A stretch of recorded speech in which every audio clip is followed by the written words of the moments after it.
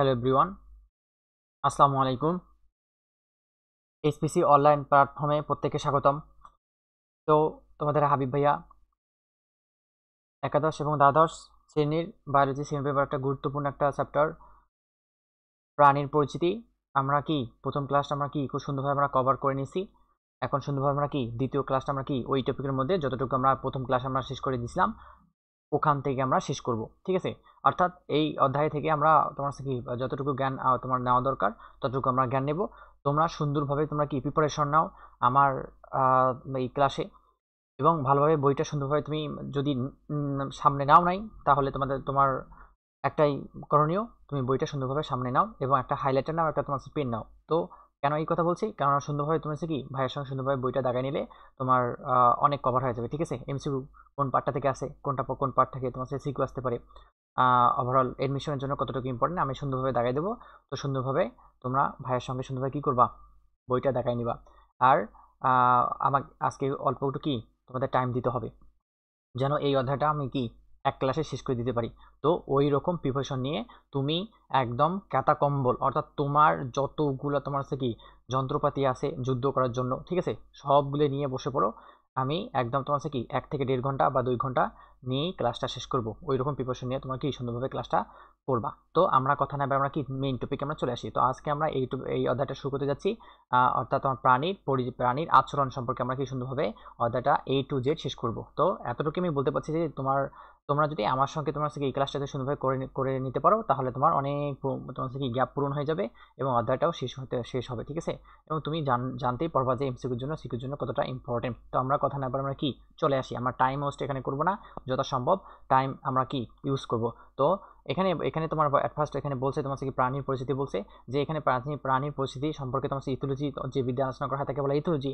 উদ্দীপনা সম্পর্কে আমরা আলোচনা করব, প্রতিক্রিয়া সম্পর্কে আলোচনা করব, অপত্য যত্নর প্রতি আমরা কি সচেতন না অসচেতন এসব সম্পর্কে আলোচনা করব। ইনসেক্টটা কি, টক্সিন কতগুলো তোমার থেকে প্রকারভেদ দেওয়া আছে ওসব সম্পর্কে আলোচনা করব। সহজাত প্রতিপত্তি ক্রিয়া বৈশিষ্ট্য সম্পর্কে আলোচনা করব। শিকোন প্রতিপত্তি ক্রিয়া তোমার থেকে কী রূপ আমাদের পরিবেশে প্রভাব ফেলে সেসব সম্পর্কে আলোচনা করব।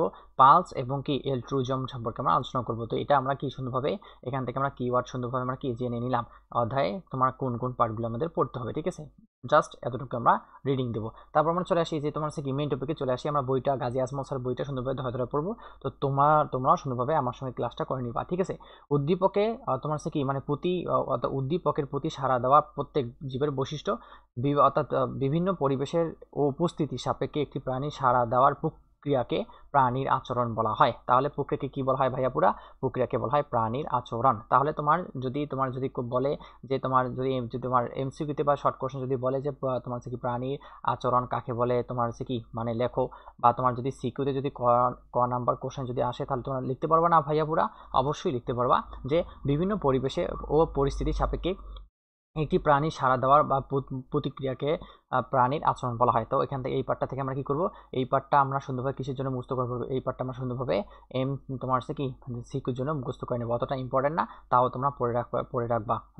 প্রিপারেশন নিতে হবে, ভালোভাবে প্রিপারেশন নিতে হবে। অর্থাৎ কি বিভিন্ন পরিবেশ ও পরিস্থিতির সাপেক্ষে একটি প্রাণীর সাড়া দেওয়া বা তোমার হচ্ছে কি প্রক্রিয়াকে বলা হয় প্রাণীর আচরণ বলা হয়। তো এখান থেকে আমরা কি করব, এতটুকু পার্ট আমরা কি মুখস্থ করে নেব, ঠিক আছে। তারপর এখানে চলে আসলাম যে সম্পূর্ণ দেহের সঞ্চালন বা অংশবিশেষ সঞ্চালন, দেহভঙ্গ তোমার হচ্ছে কি মুখের ভঙ্গি, স্বর উৎপাদন ভঙ্গি, এমনকি বর্ণের পরিবর্তন, গন্ধ প্রভৃতি তোমার হচ্ছে কি আচরণ অন্তর্গত হতে পারে। অর্থাৎ দেখো, তারপর আমরা কি মেইন টপিকে চলে আসলাম যে জীববিজ্ঞানের যে শাখায় প্রাণীর আচরণ সম্পর্কে আলোচনা করা হয় তাকে বলা হয় ইথোলজি বা প্রাণীবিদ্যা বলা হয়। তাহলে এটা আমরা সুন্দরভাবে মুখস্থ করে নিতে হবে। তোমার এমসিকিউতে এডমিশনের ক্ষেত্রে তোমার বিশেষ করে মেডিকেল এডমিশনের ক্ষেত্রে এই কোশ্চেনটা হুবহু তোমার কি অনেকবার চলে আসছিল। তো সুন্দরভাবে আমরা কি করবো, এখান থেকে মুখস্থ করে নেব।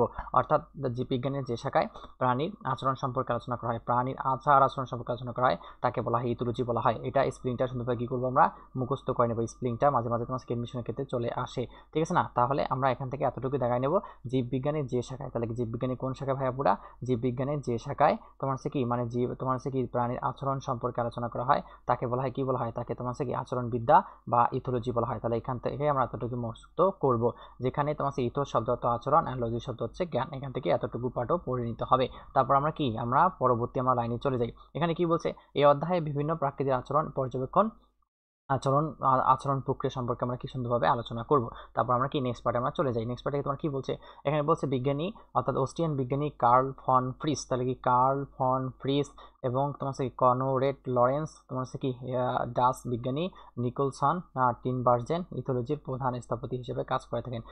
এটা ইম্পর্টেন্ট না, জাস্ট আমি তোমাদের কি করব এতটুকুই বলবো যে রিডিং দিলেই তোমার হয়ে যাবে। তিনি মানে এই তিনজন বিজ্ঞানী প্রাকৃতিক পরিবেশ প্রাণী আচরণের উপর অতি গুরুত্বপূর্ণ প্রবন্ধ তোমার হচ্ছে কি প্রকাশ করেন। এই জন্য তাদেরকে 1973 সালের শরীর বিজ্ঞান ও মেডিসিন বিভাগে নোবেল পুরস্কার দেওয়া হয়। আমার ইম্পর্টেন্ট না, জাস্ট রিডিং দিলে তোমাদের হয়ে যাবে।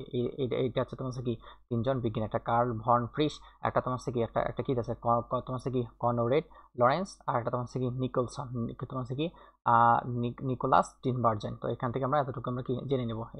এগুলো হচ্ছে কি সেই মহান ব্যক্তি যাদের কারণে আমাদের এই অধ্যায়গুলো পড়ে নিতে হয়। তো উইথ ডিউ রেসপেক্ট, হ্যাঁ, তো আমরা তোমার হচ্ছে কি এই মহান তোমার হচ্ছে কি ব্যক্তিদের প্রতি আমরা কি তোমার হচ্ছে কি মানে শ্রদ্ধাশীল হবো, ঠিক আছে। তারপর আমরা চলে আসি যে প্রাণীর প্রকৃতি সম্পর্কে আলোচনা করবো এখন আমরা, যে the nature of the behaviour, অর্থাৎ বিভিন্ন উদ্দীপনা সাড়া দেওয়া প্রেক্ষিতে যে কোনো আচরণগত সারা ব্যক্তি এবং প্রাকৃতিক পরিবর্তন ঘটে। নির্দিষ্ট প্রাণী সবসময় একই পদ্ধতিতে একই সাড়া ফেলতে পারে, শুধু পারিপার্শ্বিক অবস্থায় নয়, সাড়া দানের পার্থক্য বিষয়টি বহিস্থ অন্তস্থ উদ্দীপনার কারণে ঘটতে পারে। যেমন একটি ক্ষুধার্ত প্রাণীর সামনে পেট ভর্তি খাবার যে প্রেরণা সৃষ্টি করবে তা ভরপেট প্রাণীর উপর সৃষ্টি করবে না। অর্থাৎ এখানে এতটুকুই বলছে যে তোমার থেকে একটি তুমি যদি ক্ষুধার্ত হও তাহলে তোমার কাছে খাবার সামনে নিয়ে আসলে মানে তোমার অন্যরকম ফিল হবে। আর যে মানে তোমার ওই সময় যে ভরা পেট নিয়ে তোমার থাকবে ততটা খাবারের প্রতি ইন্টারেস্ট ফিল থাকবে না। এখান থেকে এতটুকুই বলছে যে তোমার কতগুলো তোমার আচরণ তোমার এবং প্রতিক্রিয়া নিয়ন্ত্রণ ক্রিয়া করে থাকে, ঠিক আছে না। দেখি তারপর আমরা চলে আসলাম যে তোমার একটি প্রাণী যদি একদিকে ক্ষুধার্ত থাকে, অন্যটি শিকারীর প্রাণী ধাওয়া দৌড়ে ওপর থাকে, আর তখন তোমার যদি লোভনীয় খাবার ওই প্রাণীর মুখে সামনে বাড়িয়ে দেওয়া হয় তখন তার আচরণ হবে ভিন্ন। বিপদ না যাওয়া পর্যন্ত পলায়ন প্রাণীটি কিছুই খাবে না। এভাবে কোনো আচরণগত সমাপ্তি ব্যক্তি এবং প্রকৃতি পরিবর্তন ঘটার পিছনে বিভিন্ন উদ্দীপনা সম্মিলিত কাজ করে। বিভিন্ন উদ্দীপনা এবং এই সম্মেলনকে বলা হয় তোমার কি মোটিভেশন বলা হয়। তাহলে তোমার কি মোটিভেশন বা তোমার কি বলা হয় প্রেরণ বলা হয়। অর্থাৎ বিভিন্ন উদ্দীপনা পরিবেশের যত উদ্দীপনা আছে তাকে বলা হয় কি বলা হয় মোটিভেশন বলা হয়, বা অনুপ্রেরণা বলা হয়, বা প্রেরণা বলা হয়। তারপর চলে আসলাম যে কিছু প্রাণী জননগত আচরণে মোটিভেশন উপাদান জড়িত থাকে। যেমন অনেক প্রজাতির তোমার স্ত্রী সদস্য বছরের নির্দিষ্ট সময় ছাড়া অন্য সময়ের অংশের তোমার জননের অংশ নেয় না। এ সময়কালীন প্রাণীদের রজচক্র সঙ্গে তোমার কি জড়িত। তখন নিষেক গর্ভধারণ এবং তোমার কি সন্তান জন্মদান এই প্রাণীর জন্য নিরাপদ এবং অনুকূল। আচরণগত বৈশিষ্ট্য হচ্ছে জৈবনিক ছন্দ। অনেক প্রজাতি স্ত্রী এবং পুরুষ সদস্য এই ছন্দ মিলে যায়। অন্যান্য ক্ষেত্রে তোমার কি বিভিন্ন মাত্রায় মোটিভেশন প্রয়োজন হয়ে থাকে, অর্থাৎ উদ্দীপনা প্রয়োজন হয়ে থাকে। প্রাইমেট জাতীয় অনেক স্ত্রী সদস্য যৌনাঙ্গের রং এবং স্মৃতি এক্সটার্স চক্রকে প্রকাশ করে, পুরুষ সদস্য তাতে আকৃষ্ট হয়ে জনন সম্পূর্ণ করে থাকে। আমি তোমাদের এত কষ্ট করে পড়াই দিচ্ছি এই মানে যে তোমরা আর বইটা সুন্দরভাবে কী করবা, ক্লাসের সঙ্গে বইটা পড়ে নিবা, আর তোমার এক্সট্রাভাবে কোনো টাইপ আর পড়ার দরকার নাই। তো এখান থেকে এমসিকিউ সিকিউর জন্য কিচ্ছুই আসে না ভাই, সুন্দরভাবে রিডিং দিয়ে দিবা। অথবা রিডিং দেওয়ার যদি সময়ও যদি না থাকে তাহলে আমার ক্লাসটা সুন্দরভাবে করবা, রিডিং তোমার অটোমেটিকলি কী হবে হয়ে যাবে। তারপর আমরা কি চলে আসলাম যে তোমার প্রাণী আচরণের প্রকৃতির সংক্ষেপে নিম্নরূপ হতে পারে। অর্থাৎ প্রাণীর আচরণ প্রকৃতিগত তুলে দেওয়া আছে, যে আচরণ দিয়ে প্রাণী দ্রুত এবং সুবিধাজনক উপায়ে তার পরিবেশের প্রতি সাড়া প্রদান করতে পারে। পয়েন্ট নাম্বার 1 ইম্পর্টেন্ট না। জিন এবং পরিবেশ উভয়ের সাহায্যে প্রাণী আচরণ প্রভাবিত করতে পারে। পয়েন্ট নাম্বার 2 ইম্পর্টেন্ট না। প্রাণীর আচরণ এবং প্রজাতির একটি নির্দিষ্ট উদ্দীপকের প্রতি সাড়া দানের বিভিন্ন প্রাণী প্রজাতির মধ্যে ভিন্নতা দেখা যায়। পড়বা না। আচরণ অর্থাৎ প্রাণীর আচরণ অভিযোজনিক। কোনো উদ্দীপক চিনে তার প্রতি সাড়া দেওয়া প্রত্যেক প্রাণীর প্রকৃতিতে টিকে থাকার অন্যতম প্রধান উপায়। 5 নম্বর এখানে পয়েন্টে কি বলছে, প্রাণীর কিছু আচরণ চক্রাকারে সংঘটিত হয়। একটি দৈহিক, মাসিক, ঋতুভিত্তিক বা বর্ষভিত্তিক হতে পারে। জীবের প্রাত্যহিক চক্রকে দৈনিক ছন্দময়তা বলে। একটি জৈবনিক ঘড়ি দিয়ে নির্ধারিত হয়। কিচ্ছু পড়ার দরকার নেই, জাস্ট ভাই রিডিং দিয়ে দিবা। প্রাণীর আচরণের সহজাত এবং শিকন উভয় ধরনের উপাদানই থাকে। পড়বা না। প্রাণীর আচরণ উদ্দীপক নির্ভর এবং তোমার থেকে নির্দিষ্ট উদ্দীপকের প্রতি সাড়া দিয়ে প্রাণীরা নির্দিষ্ট আচরণ প্রদর্শন করে থাকে। পড়বা না। অর্থাৎ প্রাণীর আচরণ সাধারণত মোটিভেশনাল বা তোমার কি প্রেষণাজাত হতে পারে। তাহলে এই পার্টটা থেকে এই পার্টটা থেকে এতটুকু মনে রাখবা যে তোমার কি 8 নম্বর পয়েন্ট, যে প্রাণীর আচরণ সাধারণত মোটিভেশনাল হতে পারে। তাহলে এমসিকিউর জন্য আমরা কি করবো, এমসিকিউ থেকে জন্য এখান থেকে আমরা মুখস্থ করে নিব, ঠিক আছে। তো প্রেষণা হচ্ছে প্রয়োজন বা অভাববোধ থেকে সৃষ্ট ও উদ্দেশ্যমুখী কর্ম বা তোমার কি কর্ম প্রচেষ্টা। 2 নম্বর পয়েন্টে চলে আসলাম যে প্রাণীর সব ধরনের আচরণ কিছু মূল্য এবং সুবিধা থাকে যা অনেক প্রাণীকে সমাজবদ্ধ কিংবা যুদ্ধবদ্ধ হতে অনুপ্রাণিত করে। মানুষ ব্যতীত অন্যান্য কিছু প্রাণী আচরণ প্রদর্শনের জন্য জটিল বোধশক্তি প্রয়োজন হয়। এই বোধশক্তি প্রাণীকে সামাজিক জীবনে অভিযোজনের কিছু সুবিধা এনে দেয়। জাস্ট এই পয়েন্টগুলো তোমাদের পড়াই দিচ্ছি এই জন্য যেন নেক্সট টাইম তোমরা না পড়ো, টাইম যেন ওয়েস্ট না করো, ঠিক আছে? টাইম তোমার লাইফে অনেক অনেক ইম্পর্টেন্ট। সৃষ্টিকর্তা তোমাকে একটা গুরুত্বপূর্ণ একটা তোমার জিনিস দিছে, সেটা হচ্ছে টাইম। টাইম তোমার সবচেয়ে ভালো বন্ধু, টাইম তোমার সবচেয়ে বড় শত্রু। যদি ভালোভাবে ইউজ করতে পারো তাহলে সবচেয়ে ভালো বন্ধু হবে তোমার টাইম, আর যদি সবচেয়ে খারাপভাবে ইউজ করো তাহলে সবচেয়ে বড় শত্রু হবে তোমার টাইম। তো keep in mind time, don't waste your time. তো টাইমকে আমরা কি করবো, ইম্পর্টেন্ট দেবো। তারপর আমরা চলে আসি যে আমরা নেক্সট পয়েন্টে আমরা চলে আসি। এখান থেকে তোমরা জাস্ট কি দিবা, এখান থেকে রিডিং দিলে তোমার হয়ে যাবে। তারপর আমরা চলে আসি উদ্দীপনা চলে আসি। উদ্দীপনা, পরিবেশে আমি কি উদ্দীপনা দিলাম বা পরিবেশ আমাকে কি উদ্দীপনা দিল, এসব সম্পর্কে আমরা কি করবো, আলোচনা করবো। যতটুকু ইম্পর্টেন্ট ততটুকু দেখাই দেবো, অতটুকু দেখাই নিলে হয়ে যাবে। উদ্দীপনা হচ্ছে তোমার হচ্ছে কি তোমার এমন এক ধরনের সংকেত বা বাণী বহন করে যাকে শনাক্ত করা যায়, অর্থাৎ প্রাণীতে আচরণগত পরিবর্তন এই ধরনের সংকেত সংবেদন সৃষ্টি করে তাকে বলা হয় সাংকেতিক উদ্দীপনা বলা হয়। জাস্ট খালি পড়ে নিবা যে তোমার কি বলছে কনরেড, তোমার কি লরেন্স একে নাম দেন কে স্টিমুলাস বলা হয়। তাহলে কে স্টিমুলাস নাম দেন কোন বিজ্ঞানী, কর্নেট লরেন্স। যদি জানতে চাও তাহলে জানতে পারো, আর যদি ভাইয়া যদি বলতে চাও তাহলে কি ভাইয়া না পড়লে হবে না, সমস্যা নেই, না পড়লেও হবে, জাস্ট রিডিং দিলে হয়ে যাবে। তারপর এখানে কি বলছে, উদ্দীপনা বাহ্যিক অথবা অভ্যন্তরীণ দুটি হতে পারে। যেমন মুঠো ফোনটি বেজে উঠলে অথবা আমাদের মোবাইল ফোন বেজে উঠলে আমরা শব্দ বা কম্পনের মাধ্যমে তা জানতে পারি। এটা হচ্ছে কি বহিঃ উদ্দীপনা, অর্থাৎ বাইরে থেকে উদ্দীপনা চলে আসতেছে। ধরো আমার এখানে একটা তোমার হচ্ছে কি মানে তোমার ল্যাপটপ বা পিসি আছে, এখানে যদি কোনো শব্দ হচ্ছে সে বা যদি কোনো আমি মানে উইন্ডোজের সেট আপ দিই তাহলে সেখানে অল্প একটু শব্দ আসবে, তো এটা বাইরে থেকে শোনা যাচ্ছে, তাই এটা হচ্ছে কি বহিঃ উদ্দীপনা। অন্যদিকে তোমার হচ্ছে কি মানে খিদে পেলে আমাদের দেহে অন্য এক প্রকার উদ্দীপনা সৃষ্টি হয় যা আমাদের খাদ্য গ্রহণে বিবেচনা করে, এটি হচ্ছে কি অভ্যন্তরীণ উদ্দীপনা। এখন তোমার হচ্ছে কি ক্লাস নেওয়ার আগে আমার খুব প্রচণ্ড পরিমাণে কি খিদা পেয়েছে, আমি ডিনার করে আসছি, ঠিক আছে না, তো তখন আমার মানে কি ভেতর দিকে উদ্দীপনা তৈরি করছে যে আমার খাওয়া দরকার, তো এটাকে বলা হয় বহিঃ উদ্দীপনা বলা হয় না, সরি অন্তন উদ্দীপনা বলা হয়, ঠিক আছে না, অভ্যন্তরীণ উদ্দীপনা। আর যদি ফোন বেজে ওঠে, ধরো আমার আম্মু মাঝে মাঝে আমি বাইরে গেলে সুন্দরভাবে আমাকে কল দেয়, ঠিক আছে, যে বাবা তুমি কোথায় আছো। তো এই যে আমি মানে হচ্ছে কি মানে আম্মুর সঙ্গে কথা না বলার আগে ফোনটা যে বেজে ওঠে, তো একে বলা হয় তোমার বহিঃ উদ্দীপনা বলা হয়। তো এখান থেকে আমরা এতটুকু আমরা পড়ে নেব। বাহ্যিক উদ্দীপনা হলো তা আলো, তাপ, গন্ধ, শব্দ। তাহলে তোমার এখান থেকে এমসিকিউ আসতে পারে যে বাহ্যিক তোমার হচ্ছে কি উদ্দীপনাগুলো কোনগুলো হতে পারে, বাহ্যিক উদ্দীপনাগুলো কোনগুলো হতে পারে ভাইয়া পুরা, কোনগুলো হবে বাহ্যিক উদ্দীপনাগুলো হবে তোমার আলো হতে পারে, শব্দ হতে পারে, তাপ হতে পারে। তাহলে এটা আমরা কি করবো, এটা আমরা সুন্দরভাবে কি করবো দাগাই নেবো যে আলো হতে পারে, শব্দ হতে পারে, গন্ধ হতে পারে এবং কি তাপও হতে পারে। তারপর আমরা চলে আসলাম যে একটি বিষয় মনে রাখতে হবে, যে সকল প্রাণী একই ধরনের উদ্দীপনা গ্রহণ করে তা এমন নয়, অর্থাৎ যেমন মানুষ দর্শন গ্রহণ করতে পারে, শ্রবণ, তারপর স্বাদ, গন্ধ, স্পর্শ, এই 5 ধরনের তোমার হচ্ছে কি উদ্দীপনা স্বয়ংক্রিয় আছে, অর্থাৎ কি আমরা চোখে দেখতে পারি।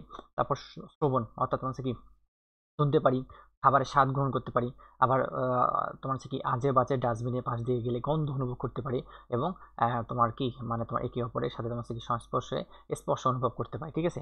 অর্থাৎ অন্য প্রাণীর ক্ষেত্রে এসব তোমার হচ্ছে কি সক্রিয় নয়। তাহলে মানুষের ক্ষেত্রে তোমার হচ্ছে কি কোন 5টা তোমার পয়েন্ট ইম্পর্টেন্ট, একটা হচ্ছে কি একটা তোমার হচ্ছে কি একটা দর্শন, একটা শ্রাবণ, একটা স্বাদ, একটা গন্ধ, একটা কি স্পর্শ। তো এই দর্শন ট্রু ফলসের জন্য বা এমসিকিউর জন্য আসতে পারে, ততটা ইম্পর্টেন্ট না, লেস দেন ইম্পর্টেন্ট জানার বিষয়, সুন্দরভাবে কি করবা জেনে নিবা। তারপর আমরা কি নেক্সট পেজে আমরা চলে যাই। নেক্সট পেজে কি দেওয়া আছে, যে প্রাণীর আচরণগত পরিবর্তন কতগুলো দেওয়া আছে, সুন্দরভাবে ভাইয়ের সঙ্গে পড়ে নিব। যে উৎপত্তি এবং কাজের ভিত্তিতে সাংকেতিক তোমার থেকে উদ্দীপনা 3 ধরনের হতে পারে। তাহলে এখান থেকে তোমার থেকে এমসিকিউতে কোশ্চেন চলে আসতে পারে, যে তোমার বলে দিবে যে তোমার উৎপত্তি এবং কাজের ভিত্তিতে সাংকেতিক উদ্দীপনা কত প্রকার হতে পারে। দেয়ার ইজ 3 টাইপস, একটা হচ্ছে কি মোটিভেশনাল, একটা হচ্ছে রিলিজিং, একটা হচ্ছে কি টার্মিনেটিং। তাহলে কয়টা ভাইয়া হতে পারে, একটা হতে পারে, তারপর তোমার হচ্ছে কি তারপর কি আরেকটা হতে পারে, আরেকটা হতে পারে। তাহলে কয়টা ভাইয়া, 3টা। সেই 3টা কি কি হতে পারে, একটা আছে তোমার মোটিভেশনাল তোমার হতে পারে, একটা রিলিজিং হতে পারে, একটা নেটিং হতে পারে। তো এই 3টা আমরা পয়েন্ট মুখস্থ করে নেব, 3টা পয়েন্ট শুধু বাকি করবো ভাইয়ের সঙ্গে মুখস্থ করে নেব, বইটা দেখাই নিবা। মোটিভেশন বা তোমার কি তোমার প্রেরণাদায়ক উদ্দীপনা চলে আসলাম, তো আমরা সুন্দরভাবে পড়ি, ঠিক আছে।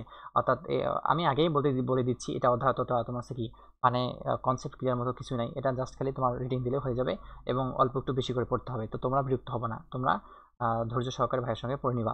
এই উদ্দীপনা অভ্যন্তরীণ এবং বাহ্যিক হতে পারে। দেখো এই উদ্দীপনা কি তোমার কি অভ্যন্তরীণ হতে পারে, বাহ্যিক হতে পারে, ঠিক আছে না। অর্থাৎ দিনে তোমার সময়কাল বেড়ে গেলে পাখির বিচরণ পরিসীমা রক্ষা এবং আচরণ জনন আচরণ প্রভাবিত হয়, এটি হচ্ছে বাহ্যিক উদ্দীপনা। অন্যদিকে শীত যাপনকালে আহার অন্বেষণ, ভয়ঙ্কর বাস্তবতার কথা চিন্তা করে দেহের সঞ্চিত চর্বি থেকে শক্তি আহরণ হচ্ছে একটা কি অভ্যন্তরীণ উদ্দীপনা। জাস্ট তোমার হচ্ছে কি রিডিং দিলে হয়ে যাবে।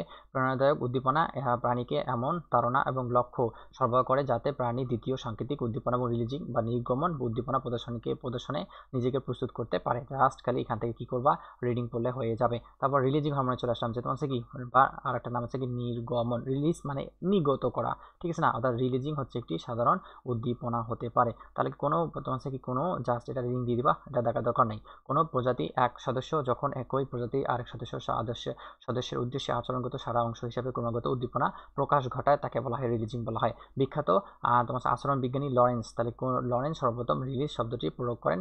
আরেকটি বিখ্যাত বিজ্ঞানী তোমার কি টিনবার্গেন আচরণের ভূমিকা নিয়ে তোমার কি ব্যাপক গবেষণা করেছেন। অর্থাৎ কি হেরিংগাল তোমার হেরিংগাল এর খাদ্য গ্রহণ প্রক্রিয়া পর্যবেক্ষণের সময় রিলিজিং কার্যকর বিশেষ করে তোমার কি কার্যকারিতা বিষয়টি জানা যায়। তাহলে এটা অনেক অনেক ইম্পর্টেন্ট তোমার কি। তাহলে তোমার এমসিকিউতে যদি বলে দেয় যে তোমার কি রিলিজিং হরমোন প্রক্রিয়া কোন তোমার বস্তু খেতে হতে পারে বা প্রাণী খেতে হতে পারে, হেরিংগাল যাকে বলা হয় গাংচিল বলা হয়, ঠিক আছে না? তাই হেরিংগাল তোমার খাদ্য গ্রহণের সময় রিলিজিং হরমোন ক্রিয়া সম্পূর্ণ করে থাকে। তাহলে আমরা কি এই পার্টটা আমরা কি করবো, সুন্দরভাবে দেখা নেবো যে হেরিংগাল গাংচিল তোমার কি মানে তোমার এর খাদ্য গ্রহণ প্রক্রিয়া পর্যবেক্ষণের সময় রিলিজিং তোমার হরমোন তোমার রিলিজিং কার্যকর বিষয়টি জানা যায়। তো আমরা কি করবো, এই পার্টটা আমরা কি সুন্দরভাবে মুখস্থ করে নেবো। এটা অনেক অনেক ইম্পর্টেন্ট। আমি যদি বলি যে তুমি যদি কোশ্চেন করতে চাও যে ভাই কতটুকু ইম্পর্টেন্ট, আমি বলবো এটা তোমার কি 10 স্টার ইম্পর্টেন্ট একটা এমসিকিউ, ঠিক আছে না? তাহলে এমসিকিউ সুন্দরভাবে আমরা পড়ে নেব। তারপর আমরা চলে আসি যে হেরিংগাল যখন শাবকের জন্য খাবার নিয়ে আসে, তো শাবক তখন পিতামাতার হলদে রঙের নিম্ন চলে অবস্থিত একটি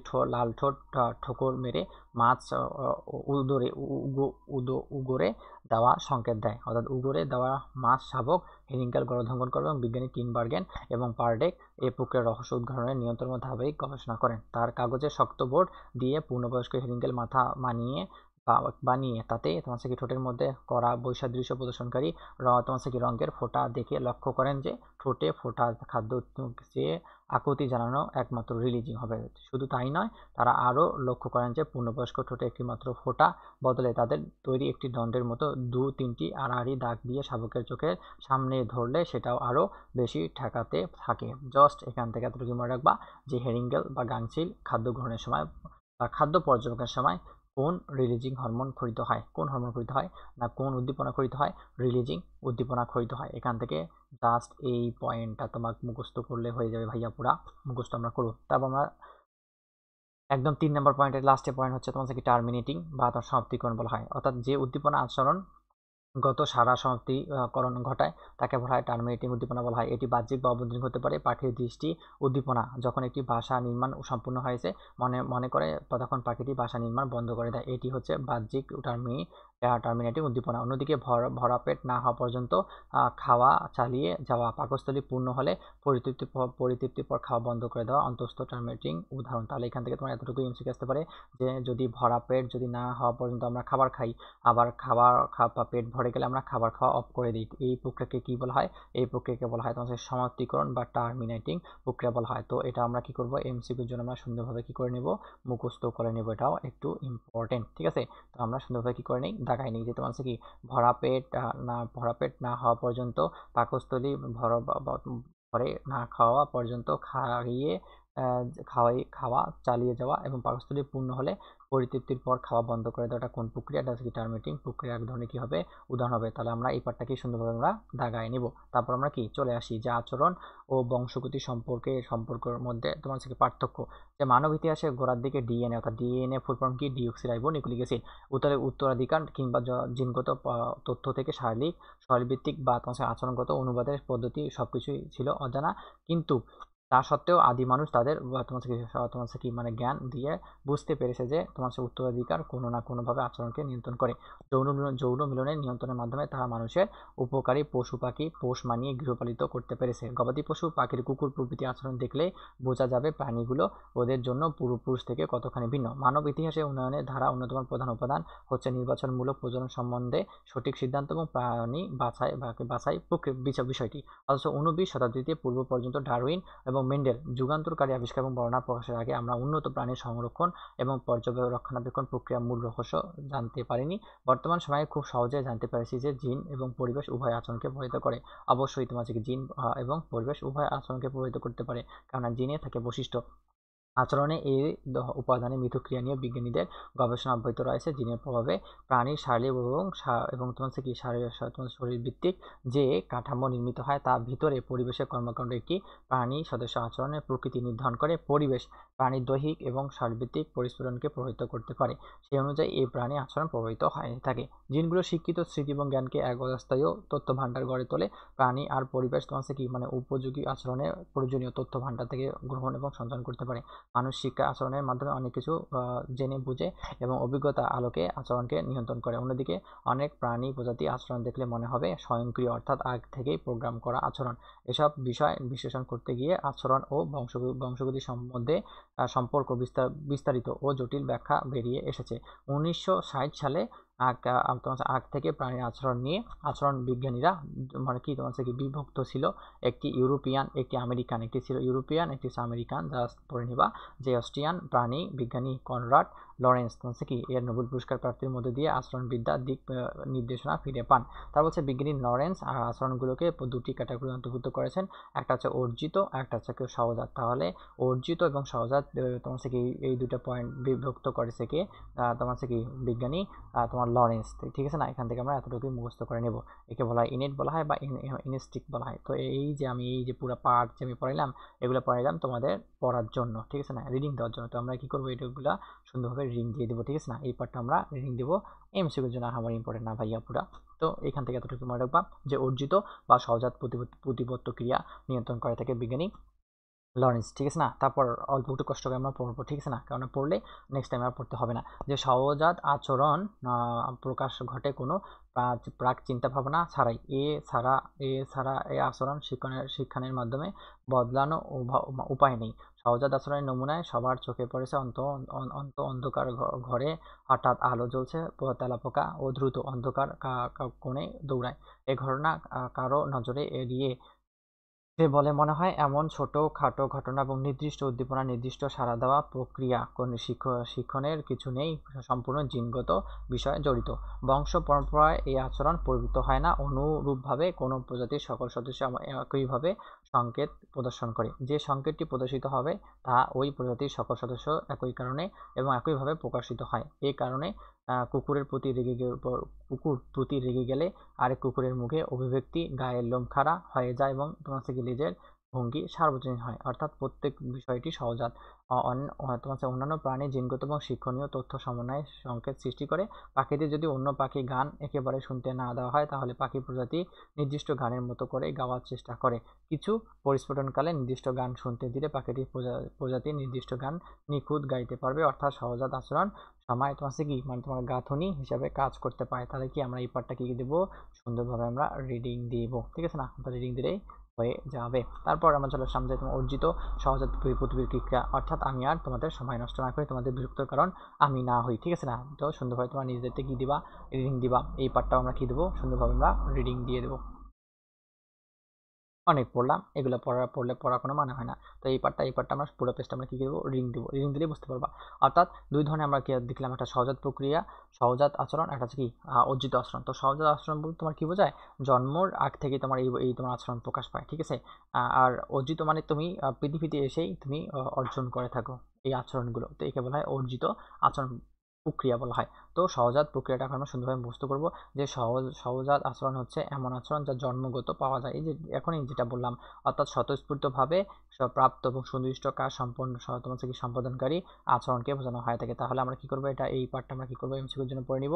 অপর দিকে সিকিউর জন্য কয় নাম্বার জন্য আমরা মুখস্থ করে নেব যে সহজাত আচরণ কাকে বলে, যেটা জন্মগতভাবে পাওয়া যায়, অর্জন করা সম্ভব নয়, স্বতঃস্ফূর্তভাবে প্রাপ্ত এবং সুনির্দিষ্ট কাজ সম্পাদনকারী আচরণকে বলা হয় সহজাত আচরণ। এখান থেকে এতটুকু মুখস্থ করলে that will be more than enough এমসিকিউর জন্য, ঠিক আছে?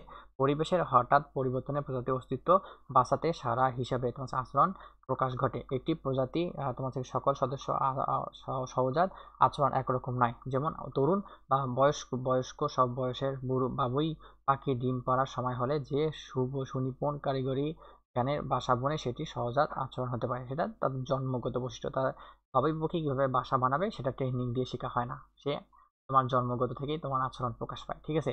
অর্থাৎ এই আচরণ বংশ পরম্পরায় সঞ্চালিত হয়। এখান থেকে এতটুকু মুখস্থ করবা বা কনসেপ্ট ক্লিয়ার করে নিবা যে বাবুই পাখি যে তোমার হচ্ছে কি বাসা বোনার সময় যে প্রক্রিয়াটা চালু করে সেটা হচ্ছে কি তার শিকন ফল না, বা জন্মগ্রহণ করার পর কারো কাছ থেকে শিখে না, এটা তোমার হচ্ছে কি জন্মগ্রহণের আগ থেকেই তার বৈশিষ্ট্য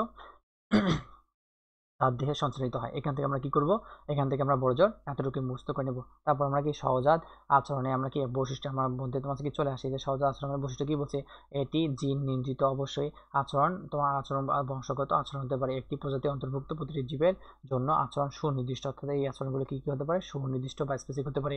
2 নম্বর পয়েন্টে চলে আসো, যে আচরণ শিক্ষণের মাধ্যমে বা পূর্ব অভিজ্ঞতা পরিচালিত হয় না, অবশ্যই এটা জন্মগতভাবে অর্জিত হতে পারে। এই আচরণ বংশানুক্রমে একইভাবে চলতে থাকে। মাকড়সার জাল বুনন, অর্থাৎ কি হতে পারে, মাকড়সার জাল বুনন, পাখি বাসা তৈরি বংশানুক্রমভাবে একইভাবে চলতে থাকে। তাহলে যদি তোমার মেইন পরীক্ষা যদি কোশ্চেন চলে আসে যে তোমার হচ্ছে কি মাকড়সার জাল বুনন এবং পাখি বাসা তৈরিটা কোন ধরনের প্রক্রিয়া, এটা তোমার সহজাত প্রক্রিয়ার উদাহরণ হতে পারে। এটা এমসিকিউর জন্য প্রযোজ্য, তাই আমি আন্ডারলাইন করে দিলাম। তারপর নেক্সটে বলছে আচরণগত জন্মগত, কোনো প্রাণীতে জন্মের পর আচরণ প্রকাশ পায়। জন্মের পর শাবকের মাতৃস্তন দুগ্ধ পান করে থাকে। আবার অনেক প্রাণী পরিপক্কতার মধ্য দিয়ে তার আচরণ প্রকাশ পায়, যেমন সঙ্গী নির্বাচন, তারপর হচ্ছে পাখি বাসা তৈরি, ডিম তা দেওয়া, অর্থাৎ হচ্ছে কি কোনো না কোনো উদ্দেশ্য সাধনের জন্য প্রাণীরা এই আচরণ করে থাকে, ঠিক আছে। অর্থাৎ হচ্ছে কি মানে যদিও উদ্দেশ্য ফলাফল সম্পর্কে কোনো প্রাণীর কোনো পূর্ব ধারণা দেওয়া যায় না। অর্থাৎ সহজাত আচরণের তোমার সঙ্গে বুদ্ধি কোনো সম্পর্ক নেই। আচরণের প্রাণীর তোমার কি জৈবিক তোমার কি প্রয়োজন মেটাতে সাহায্য করে, আত্মরক্ষা বংশরক্ষা বানানোর কাজে সহযোগিতা নিয়ন্ত্রণ করে থাকে। তাহলে বৈশিষ্ট্যের মধ্যে এতটুকু পড়ে নিবা যে মাকড়সার জাল বুনন এবং পাখি ওড়া তৈরি কোন ধরনের আচরণ হতে পারে, সহজাত আচরণ না অর্জিত আচরণ, অবশ্যই কি হবে, সহজাত আচরণ হবে। তো এখান থেকে আমরা কি করবো, এখান থেকে আমরা ওই পার্টটা আমরা কি করবো, সুন্দরভাবে পড়ে নেবো, ঠিক আছে। আর বাকি যদি পারো বাকিগুলো কি করবা, নাইস টু নো তোমার কি, অর্থাৎ তোমার কি এখান থেকে তোমার কি এনটিকে রেখে নিলে হয়ে যাবে। অর্থাৎ কি আমরা সুন্দরভাবে যদি সময় পাই তাহলে সুন্দরভাবে নাইস টু নো আমরা কি সুন্দরভাবে পড়ে নেবো নিজ দায়িত্বে।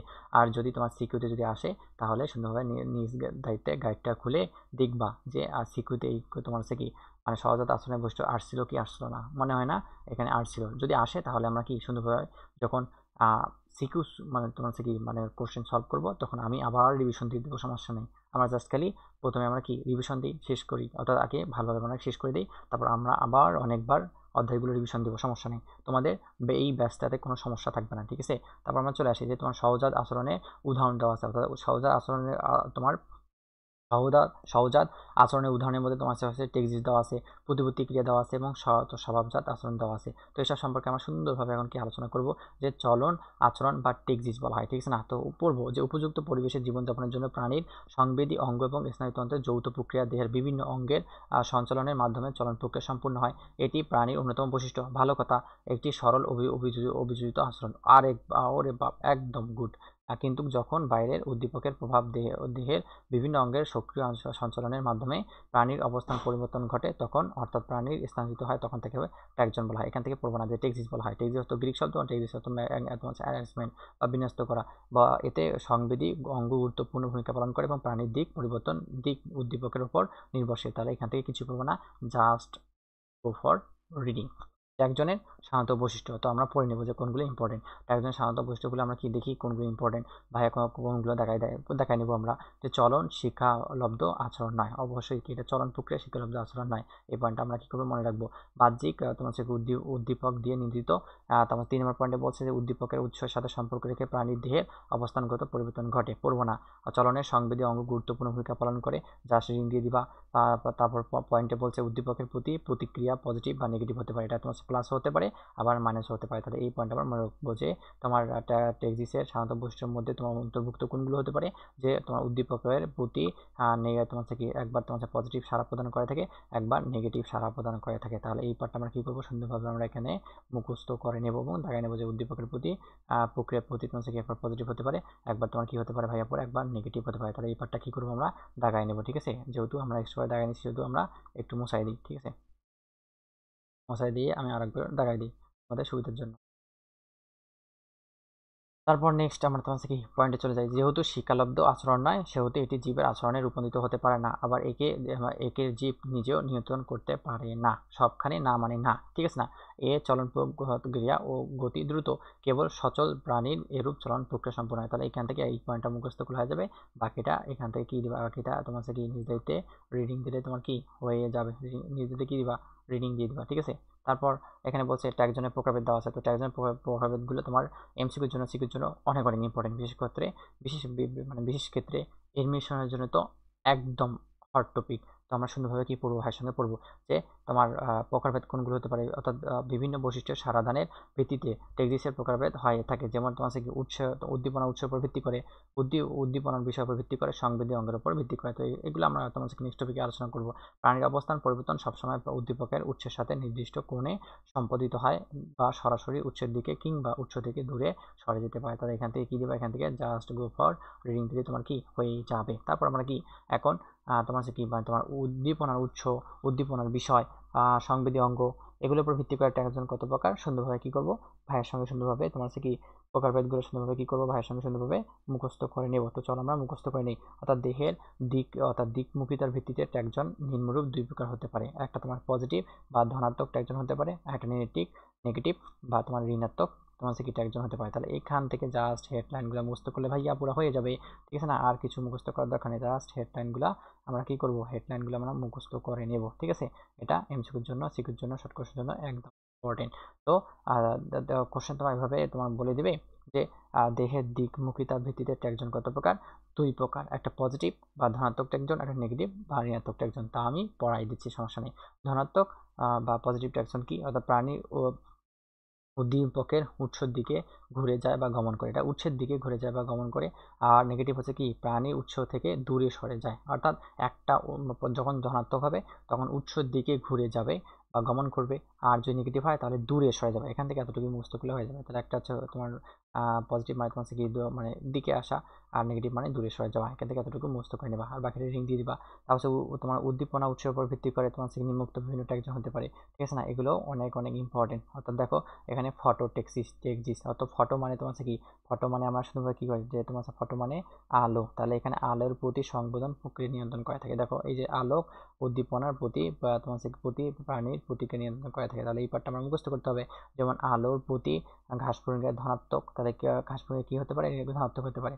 অপরদিকে আলোর সরা ঋণাত্মক হতে পারে। অবশ্যই তোমার এই টপিকটা অনেক ইম্পর্টেন্ট, এমসিকিউর জন্য অনেক অনেক ইম্পর্টেন্ট, ঠিক আছে না। 5 স্টার ইম্পর্টেন্ট টপিক। তো সুন্দরভাবে কি করবো, পড়ে নেবো আমরা, সুন্দরভাবে কি করে নেবো, দাগাইও নেবো। তো আমি একদম একদম তোমার সাথে পরে লাস্টে রিভিশন দিব এবং দাগাই দিচ্ছি, সমস্যা নেই। আগে আমরা টপিকটা আমরা কি ধরে ধরে পড়ি। তারপর চলে আসলাম কি থার্মোটেক্সিসে চলে আসলাম। তো থার্মোটেক্সিসটা কি, তাপ উদ্দীপকের প্রতি প্রাণীর তোমার কি প্রতিক্রিয়া। তাহলে তাপ, এখানে তাপ নিয়ন্ত্রণ করে থাকে। অর্থাৎ গ্রীষ্মকালে অধিকাংশ মশা প্রকোপ এবং সার্পক আক্রমণ ধনাত্মক, এবং ব্যাংকের শীত নিদ্রা ঋণাত্মক থার্মোটেক্সিস হতে পারে। তাহলে দেখো এটা মেডিকেল ভর্তি পরীক্ষা 18 থেকে 19 চলে আসলো। তাহলে দেখো এইগুলা কত ইম্পর্টেন্ট তোমাদের জন্য, বিশেষ করে তোমার কি এডমিশনের জন্য,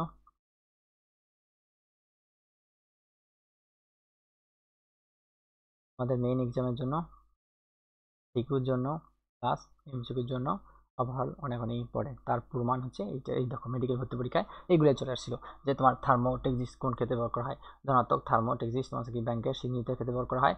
আর তোমার কি ঋণাত্মক তোমার কি ঋণাত্মক ক্ষেত্রে ব্যবহার করা হয় ব্যাংকের সিগনিদ্রায়। আর ধনাত্মক ক্ষেত্রে ব্যবহার করা হয় সার্ভোকার ক্ষেত্রে ব্যবহার করা হয়। তাহলে আমরা এতটুকু আমরা পড়ে নেবো, আমি আবার সুন্দরভাবে পড়ে দেবো, সমস্যা নেই। তারপর 3 নম্বর পয়েন্টে চলে যাই। তোমার কি তোমার কি বলছে এখানে, হাইড্রোটেক্সিস বলছে। তো পানির প্রতি হাইড্রো মানে তোমার আমরা পড়ি না যে হাইড্রো বলতে বোঝায় পানিকে বোঝায়, ঠিক আছে না। যেখানে পানির সংকেত কি, পানির সংকেত হচ্ছে তোমার কি H2O, এবং ভারী পানির সংকেত হচ্ছে D2O। এটার তোমার পারমাণবিক ভর হচ্ছে 20, আর এটা পারমাণবিক ভর হচ্ছে তোমার 18। তো আমরা সুন্দরভাবে জানি, ঠিক আছে না। তারপর কেমিস্ট্রিতে আমরা পড়ছি।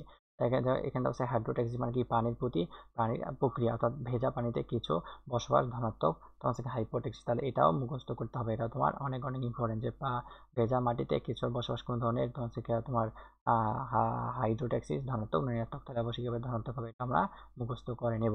আমি হাইলাইটার দিয়ে পরে দেখা দিচ্ছি। তারপরে চলে আসলাম কি কেমোটেক্সিসে চলে আসলাম। কেমো মানে কি, বিভিন্ন রাসায়নিক দ্রব্যের প্রতি সারা, অর্থাৎ বিভিন্ন রাসায়নিক দ্রব্যের প্রতি সারা প্রদান করে কোন প্রক্রিয়া, কেমোটেক্সিস প্রক্রিয়া নিয়ন্ত্রণ করে থাকে। যেমন চিনির প্রতি পিঁপড়ার আকর্ষণ ধনাত্মক, অবশ্যই যেখানে চিনি ফেলাবে সেখানে পিঁপড়া আসবে। কার্বক্সিলিক অ্যাসিড থেকে সাপের দূরে থাকা, তো দূরে সরে গেলে ঋণাত্মক আর কাছে আসলে ধনাত্মক। তাহলে এটাও আমরা কি করব, মুখস্থ করে নেব। কিসের জন্য মুখস্থ করে নেব, ট্রু ফলসের জন্য আমরা কি মাস্ট মুখস্থ করে নেব। 5 নম্বর চলে আসলাম যে জিওটেক্সিসটা কি, অর্থাৎ মহাকর্ষীয় বলের আকর্ষণকে বোঝায়। তাহলে এতটুকু আমরা দেখাই নেব। অর্থাৎ তোমার বিভিন্ন ধরনের প্রকার, গাছ বেয়ে উপরে ওঠা এবং পিউপা তড়িৎ সময় নিচে নামা ধনাত্মক ঋণাত্মক জিওটেক্সিস হতে পারে। তাহলে এখান থেকে এতটুকু মনে রাখবা যে জিওটেক্সিস হচ্ছে কি মানে মধ্যাকর্ষণ বলের প্রতি সাড়া প্রদান করে থাকে। তো করবো আমরা এতটুকু পয়েন্টটা সুন্দরভাবে কি করবো, লাগাই নেব। তারপর হচ্ছে কি তোমার হচ্ছে কি মানে থিকমোটেক্সিস। তাহলে থিকমোটেক্সিসটা কি, অর্থাৎ স্পর্শজনিত প্রতি প্রাণীর তোমার কি প্রতিক্রিয়া। তাহলে স্পর্শজনিত প্রাণীর প্রতিক্রিয়া কোনটা হতে পারে, থিকমোটেক্সিস হতে পারে। বা অর্থাৎ চলাচলের সময় তেলাপোকা অ্যান্টেনার মাধ্যমে ক্ষতিকর কোনো কিছু স্পর্শ এলে দ্রুত পলায়ন বা করে, যা ঋণাত্মক থিকমোটেক্সিস নামে পরিচিত। তারপর 7 নম্বর পয়েন্টে চলে আসলাম যে তোমার হচ্ছে কি রিওটেক্সিস। তাহলে কি রিওটেক্সিস যদি কথা মনে পড়ে তাহলে কি আসবে, প্রবাহমান নদীর প্রতি সাড়া প্রদান করে থাকে। তাহলে একটু মনে রাখবা যে রিওর সাথে এটার সম্পর্ক। অর্থাৎ মাছের পোনা স্রোতমুখী চলন ধনাত্মক রিওটেক্সিস। প্রজনন ঋতুতে ইলিশ মাছের স্রোতের উজানে এসে ডিম পাড়া ঋণাত্মক জিওটেক্সিস। তাহলে এখান থেকে বাকিগুলো রিডিং করবা আর এখান থেকে এই পয়েন্টটা সুন্দরভাবে মুখস্থ করলে হয়ে যাবে। তারপর গ্যালভানোটেক্সিসে চলে আসলাম। গ্যালভানো মানে কি, বিদ্যুৎ। আমরা বলি নাই যে এমিটার, ভোল্টমিটার, গ্যালভানোমিটার। তো গ্যালভা শব্দের অর্থ হচ্ছে বিদ্যুৎ প্রবাহের প্রতি সাড়া প্রদান। তাহলে এখান থেকে আমরা এতটুকুই মুখস্থ করে নেব যে গ্যালভা মানে তোমার হচ্ছে কি বিদ্যুতের সাথে সম্পর্কযুক্ত, তাই গ্যালভা হচ্ছে বিদ্যুৎ প্রবাহের সাথে গতি প্রতি প্রাণীর সাড়া প্রদানকে বোঝায়। অর্থাৎ জলধারে বিদ্যুৎ প্রবাহ চালনায় এমি এমিবার অ্যানোড থেকে ক্যাথোড। অ্যানোড মানে তোমার হচ্ছে কি ধনাত্মক এবং ক্যাথোড মানে হচ্ছে ঋণাত্মক, ঠিক আছে না। প্রান্তের গমন আর ঋণাত্মক গ্যালভানোমিটার হিসেবে কাজ করে থাকে। তারপর তোমার হচ্ছে কি স্থানো বা ফনোমিটার, ঠিক আছে না। অর্থাৎ শব্দের প্রতি অর্থাৎ সাউন্ড, সাউন্ড তো শব্দের প্রতি প্রতিক্রিয়া নিয়ন্ত্রণ করে থাকে। তাই এখান থেকে এতটুকু মুখস্থ করে নেব যে উদাহরণ, পানিতে শব্দ হলে কিছু মাছ ধনাত্মক ও কিছু মাছ ঋণাত্মক সায়ানোটেক্সিস দেখা যায়। তারপরে তো সিস্টেম ডি এমিনোটেক্সিস। এমিনোটেক্সিস দেখো মেডিকেল ভর্তি পরীক্ষা 22 এবং 23 সালে চলে আসছিল। অর্থাৎ তোমার এমিনোটেক্সিস মানে কি, বায়ু প্রবাহের প্রতি প্রাণীর আচরণ। তাহলে এখান থেকে এতটুকু তোমাকে মুখস্থ করতে হবে।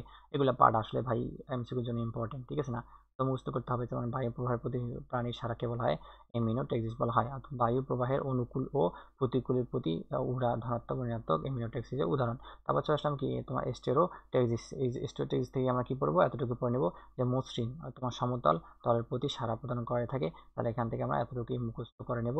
তারপর বাকিটা কি দেবো, রিডিং দিয়ে দেবো। এখানে কি বলছে, দেওয়ালে টিকটিকি দেওয়ালে চলাচল ধনাত্মক এবং টিকটিকি বনের বা বাদুড়ের ঘুরে বাড়ানো আর ঋণাত্মক স্টেরোটেক্সিস উদাহরণ। তারপর চলে আসলাম কি সাপেক্ষ টেক্সিসে চলে আসলাম। সাপেক্ষ মানে কি, যখন কোনো প্রাণী একই সময় দুই বাহ্যিক টেক্সিস প্রদর্শন করে থাকে তাকে বলা হয় সাপেক্ষ টেক্সিস বলা হয়। তাহলে এখান থেকে আমরা এতটুকু রিডিং পড়ে হয়ে যাবে। 12 নম্বর তোমার পয়েন্টটা আহামরি ইম্পর্টেন্ট না। যেমন কিছু প্রজাপতি ডিম পাড়ার জন্য বিশেষ উদ্ভিদের গন্ধ এবং সবুজ পাতার দিকে গমন করে থাকে। তাহলে আমরা 1 থেকে 12 পর্যন্ত যতটুকুই পড়লাম না কেন ততটুকু কি করবো, সুন্দরভাবে এর সঙ্গে কি আন্ডারলাইন করে নেবো এবং দেখাই নেবো। এখন সুন্দরভাবে চুপচাপ আমি দেখাই দিচ্ছি, সুন্দরভাবে কি করবা, বইটা দেখাই নিবা, ঠিক আছে। আমি ততক্ষণ পর্যন্ত কি হাতটা চালাই এবং মুখটা কি রেস্টে রাখি।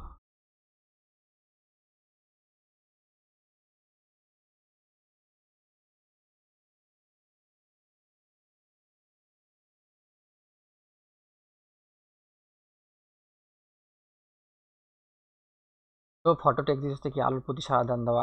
এখান এখান থেকে এতটুকু দেখা নিবা। থার্মো মানে তোমার হচ্ছে তাপের প্রতি সাড়া প্রদান করে থাকে, যে সার্পক আক্রমণ ধনাত্মক এবং ব্যাঙ্গের তোমার হচ্ছে কি তোমার আক্রমণ ঋণাত্মক হতে পারে। তোমার নেক্সট টপিকে চলে যাও। নেক্সট টপিকে কি বলছে দেখো, তোমার হচ্ছে কি হাইড্রোটক্সি মানে কি পানির প্রতি সাড়া প্রদান করা। হাইড্রোটক্সি মানে কি হবে ভাইয়া, পুরা পানির প্রতি সাড়া প্রদান করা হবে। তো ওখান থেকে আমরা এতটুকুই মনে রাখবো যে পানির প্রতি সাড়া প্রদান করা হবে হাইড্রোটক্সি তোমার হচ্ছে কি উদাহরণ। তারপর ভেজা মাটিতে কেঁচো বসবাস, এটাও তোমার হচ্ছে কি হাইড্রোটক্সি উদাহরণ, মুখস্থ করে নিবা, এটা ইম্পর্টেন্ট। তারপর হচ্ছে কেমোটেক্সিস কি, কেমোটেক্সিস মানে হচ্ছে বিভিন্ন রাসায়নিক দ্রব্যের প্রতি সংবেদন প্রক্রিয়া। যেমন চিনির প্রতি পিঁপড়ার আকর্ষণ হচ্ছে তোমার হচ্ছে পিঁপড়ার আকর্ষণ কি হবে, তোমার ধনাত্মক হবে। এবং তোমার হচ্ছে কার্বলিক অ্যাসিডের প্রতি তোমার হচ্ছে আকর্ষণ ঋণাত্মক হবে। এখান থেকে এতটুকু মুখস্থ করবো। তারপর জিওটেক্সিস কি হতে পারে, জিওটেক্সিস তোমার হচ্ছে কি মধ্যকোষ বলের প্রতি হতে পারে। তারপর থিকমোটেক্সিস তোমার হচ্ছে কি স্পর্শের প্রতি হতে পারে, মুখস্থ করে নিবা। তারপর হচ্ছে কি রিওটেক্সিস তোমার কিছু প্রতি হতে পারে, প্রবহমান নদীর তোমার হচ্ছে কি প্রতি সারা হতে পারে। তারপর চলে আসলাম যে গ্যালভানো মানে তোমার হচ্ছে কি বিদ্যুৎ প্রবাহের প্রতি সাড়া প্রদান করে থাকে। যেমন তোমার হচ্ছে কি অ্যানোড এবং সেখানে ক্যাথোড অবস্থান করে থাকে। তারপর সায়ানো সেখানে তোমার হচ্ছে কি শব্দের প্রতি সাড়া প্রদান করে থাকে। এবং এনিমোটোক্সিস তোমার হচ্ছে কি বায়ু প্রবাহের প্রতি সাড়া প্রদান করবে। তাহলে কৃষির প্রতি সাড়া প্রদান করবে ভাইয়া পুরা বায়ুর প্রতি সাড়া প্রদান করে। তাহলে কি এখান থেকে আমরা এতটুকু আমরা কি করবো, দেখাই নেবো যে বায়ু প্রতি সাড়া প্রদান করে থাকে কোনটা। তোমার হচ্ছে কি মেডিকেল ভর্তি পরীক্ষা চলে আসছে, তো ইনফিনিটিভটা ইম্পর্টেন্ট, যে এমিনোটেক্সিস হতে পারে। তারপর স্টোটেক্সিস কোনটা হতে পারে, স্টোটেক্সিস মানে হচ্ছে কি মসৃণ এবং সমতলের তলের প্রতি সাড়া প্রদান করতে পারে। তাহলে এগুলো আমরা কি সুন্দরভাবে পড়ে নেব, নিজ দায়িত্বে পড়ে নেবো। তারপর চলে আসলাম কি সাপেক্ষটা তোমার পড়ার দরকার নেই, জাস্ট রিডিং দিলে হয়ে যাবে। তারপর এখানে দেওয়া আছে কি টেক্সিসে তোমার হচ্ছে কি দিকমুখিতার ভিত্তিতে আচরণ তোমার হচ্ছে কি 5 প্রকার হতে পারে। তাহলে কি এই 5 প্রকার সুন্দরভাবে কি করব, জাস্ট আমরা কি করব, জাস্ট আমরা এখান থেকে নামগুলো জানবো যে তোমার 5 প্রকার হতে পারে। সেটা হচ্ছে কি ক্লাইনোটেক্সিস, নামগুলো জানবা, হেডলাইনগুলো জানবা, বাকিটা রিডিং দিলে হয়ে যাবে। আমি টাইম ওয়েস্ট করার জন্য আমি পড়াইতেছি, তোমার নিজে যেতে পড়ে নিবা। তারপর হচ্ছে কি তোমার চলে আসলাম যে তোমার হচ্ছে কি ম্যানোটেক্সিস, তাহলে এটা এখান থেকে এতটুকু পড়ে নিবা। তারপর হচ্ছে নেমোটেক্সিস, হেডলাইনগুলো পড়বো। তারপর হচ্ছে টেলোটেক্সিস হতে পারে, কোশ্চেন চলে আসতে পারে যে তোমার হচ্ছে কি টেক্সিসের দিকমুখিতার ভিত্তিতে তোমার কোনগুলো হবে কোনগুলো হবে না, ট্রু ফলস এই জন্য আসতে পারে। তারপর হচ্ছে তোমার হচ্ছে স্ট্রেপোটেক্সিস হতে পারে। তো 5টা মান সম্পর্কে আমরা জানলাম। তো 5টা পয়েন্ট আমরা কি করবো, সুন্দরভাবে আমরা হেডলাইনগুলো সুন্দরভাবে কি করে নেবো, দাগাই নেবো। হেডলাইনগুলো তোমার হচ্ছে কি এডমিশনের জন্য ইম্পর্টেন্ট এবং তোমার মেইন এক্সামের জন্য ইম্পর্টেন্ট। তো আমরা হেডলাইনগুলো একদম মুখস্থ করে নেব, আমি দাগাই দিচ্ছি, সমস্যা নেই। তাহলে প্রথমে আমরা কোথায় কোথায় চলে আসলাম, যে মনোটেক্সিসে চলে আসলাম, ঠিক আছে। তারপর তোমার হচ্ছে নেমোটেক্সিস, তারপর আসলাম তোমার হচ্ছে কি টেলোটেক্সিসে চলে আসলাম, তারপর চলে আসলাম তোমার হচ্ছে কি ট্রোপোটেক্সিসে চলে আসলাম। তো এখান থেকে এতটুকু বলে হয়ে যাবে। তারপর আমরা কি নেক্সট আমরা টপিকে চলে যাই। নেক্সট টপিকে নিয়ে ভাইয়া পরে কি দেওয়া আছে দেখো। তো নেক্সট টপিক দেওয়া আছে তোমার হচ্ছে টেক্সিসের অভিযোজন গুরুত্ব সম্পর্কে আলোচনা। তো আমরা রিডিং পড়বো যে টেক্সিস অভিযোজনিক গুরুত্ব অপরিসীম। অবশ্যই যেসব প্রজাপতি দিকমুখিতা ও চলন শত্রুর হাত থেকে বাঁচাতে সাহায্য করে, যেমন পিঁপড়া এবং পাখির বাসা ফেরার বিষয়টি টেক্সিসের নিয়ম পরিচালিত হয়। এবং ঋণাত্মক ফটোটেক্সিস ফলে মাছের লার্ভা অন্ধকারে কোণে পিউপার রূপান্তরিত হওয়ার সুযোগ পায়। এক কথা বলা যায় যে বলতে গেলে উদ্দীপনা যথাসময়ে সঠিক সাড়া দিয়ে প্রাণীর বংশবৃদ্ধি থেকে শুরু করে নির্মাণ, আপত্য তোমার যত্ন এবং আহার সংগ্রহ, শত্রুর হাত থেকে নিজেকে রক্ষা করা, সবগুলোই এসবের মধ্যে অন্তর্ভুক্ত হতে পারে। জাস্ট এই পার্টটা থেকে আমরা সুন্দরভাবে কি দেবো, রিডিং দিলেই তোমার কি হয়ে যাবে। বাকিটা পরে টাইম ওয়েস্ট করার দরকার নেই, ঠিক আছে না, টাইম আমরা কি করবো না, ওয়েস্ট করবো না। তারপর আমরা চলে আসলাম কি, অর্থাৎ কি সহজাত প্রতিপত্তি ক্রিয়া আমরা সুন্দরভাবে আলোচনা করলাম, কত প্রকার হতে পারে টেকজন সম্পর্কে আলোচনা করলাম। এখন আমরা কি অর্জিত তোমার অর্জিত আচরণ সম্পর্কে আলোচনা করব। তো আমরা কি, আমরা তোমার কি তোমার কথা না বলে আমরা সুন্দরভাবে টপিকে চলে আসি, ঠিক আছে। অর্থাৎ টপিক কি বলছে, অর্থাৎ প্রতিপত্তি ক্রিয়া অর্থাৎ রিফ্লেক্সিভ অ্যাকশন। তো প্রতিপত্তি ক্রিয়া বলতে কি বোঝায়, মস্তিষ্ক হতে দেহের সকল কাজ নিয়ন্ত্রণ কেন্দ্র হচ্ছে কি মস্তিষ্ক, কি সকল দেহ কেন্দ্র নিয়ন্ত্রণ করে থাকে। এখান থেকে আমরা এতটুকু জানবো যে তোমার আসলে তোমার বডিটা তোমার নড়াচড়া, আমি যে আমার বডি থেকে কথা বলতেছি, তোমার বোর্ড থেকে লিখতেছি, তো এইগুলো তোমার সবই তোমার হচ্ছে কি মস্তিষ্ক নিয়ন্ত্রণ করতেছে। তাই এখানে বলা যায় যে মস্তিষ্ক হচ্ছে দেহের সকল কাজ নিয়ন্ত্রণ কেন্দ্র, ঠিক আছে না। অর্থাৎ দেহের কোনো অংশ মশা বসলে সংবেদী স্নায়ু দিয়ে সেই মশা মস্তিষ্কে পৌঁছায়। মস্তিষ্ক তখন স্নায়ু দিয়ে হাতের টিস্যু পেশিকে নির্দেশ প্রদান করে, ফলে আমরা হাতটি সরিয়ে নিই অথবা মশাকে মারতে সচেষ্ট হই। কিন্তু অনেক সময় কোনো জরুরি প্রয়োজনে এ নির্দেশ মস্তিষ্কের পরিবর্তে সুষুম্না কাণ্ড অর্থাৎ আমাদের সুষুম্না কাণ্ড অবস্থান করে থাকে এবং স্পাইনাল তোমার কর্ড থাকতে পারে দিয়ে নিয়ন্ত্রিত হয়। অর্থাৎ কোনো কোনো ক্ষেত্রে তোমার সুষুম্না কাণ্ড এবং স্পাইনাল কর্ড দিয়ে নিয়ন্ত্রিত হতে পারে। এবং তীব্র আলোতে চোখের পাতা, তাহলে এটা আমাদের দেখা নিতে হবে যে তীব্র আলোতে চোখের পাতা তাৎক্ষণিক তোমার বন্ধ হয়ে যায়। তারপরে গরম ইস্ত্রি তোমার হাত পড়লে চট করে তোমার হাত আমরা দূরে সরে নেই। এসব জরুরি প্রতিক্রিয়াগুলো স্পাইনাল কর্ড দ্বারা নিতে হয় এবং এগুলো সবাই তোমার প্রতিক্রিয়ার উদাহরণ। তাহলে আমরা কি করব, এই পার্টটা আমরা সুন্দরভাবে কি করে নেব, দাগায় নেব। যে বলছে তোমার সুষুম্না কাণ্ড তারপর স্পাইনাল কর্ড দ্বারা নিতে হয়, সেখানে তোমার তীব্র আলো,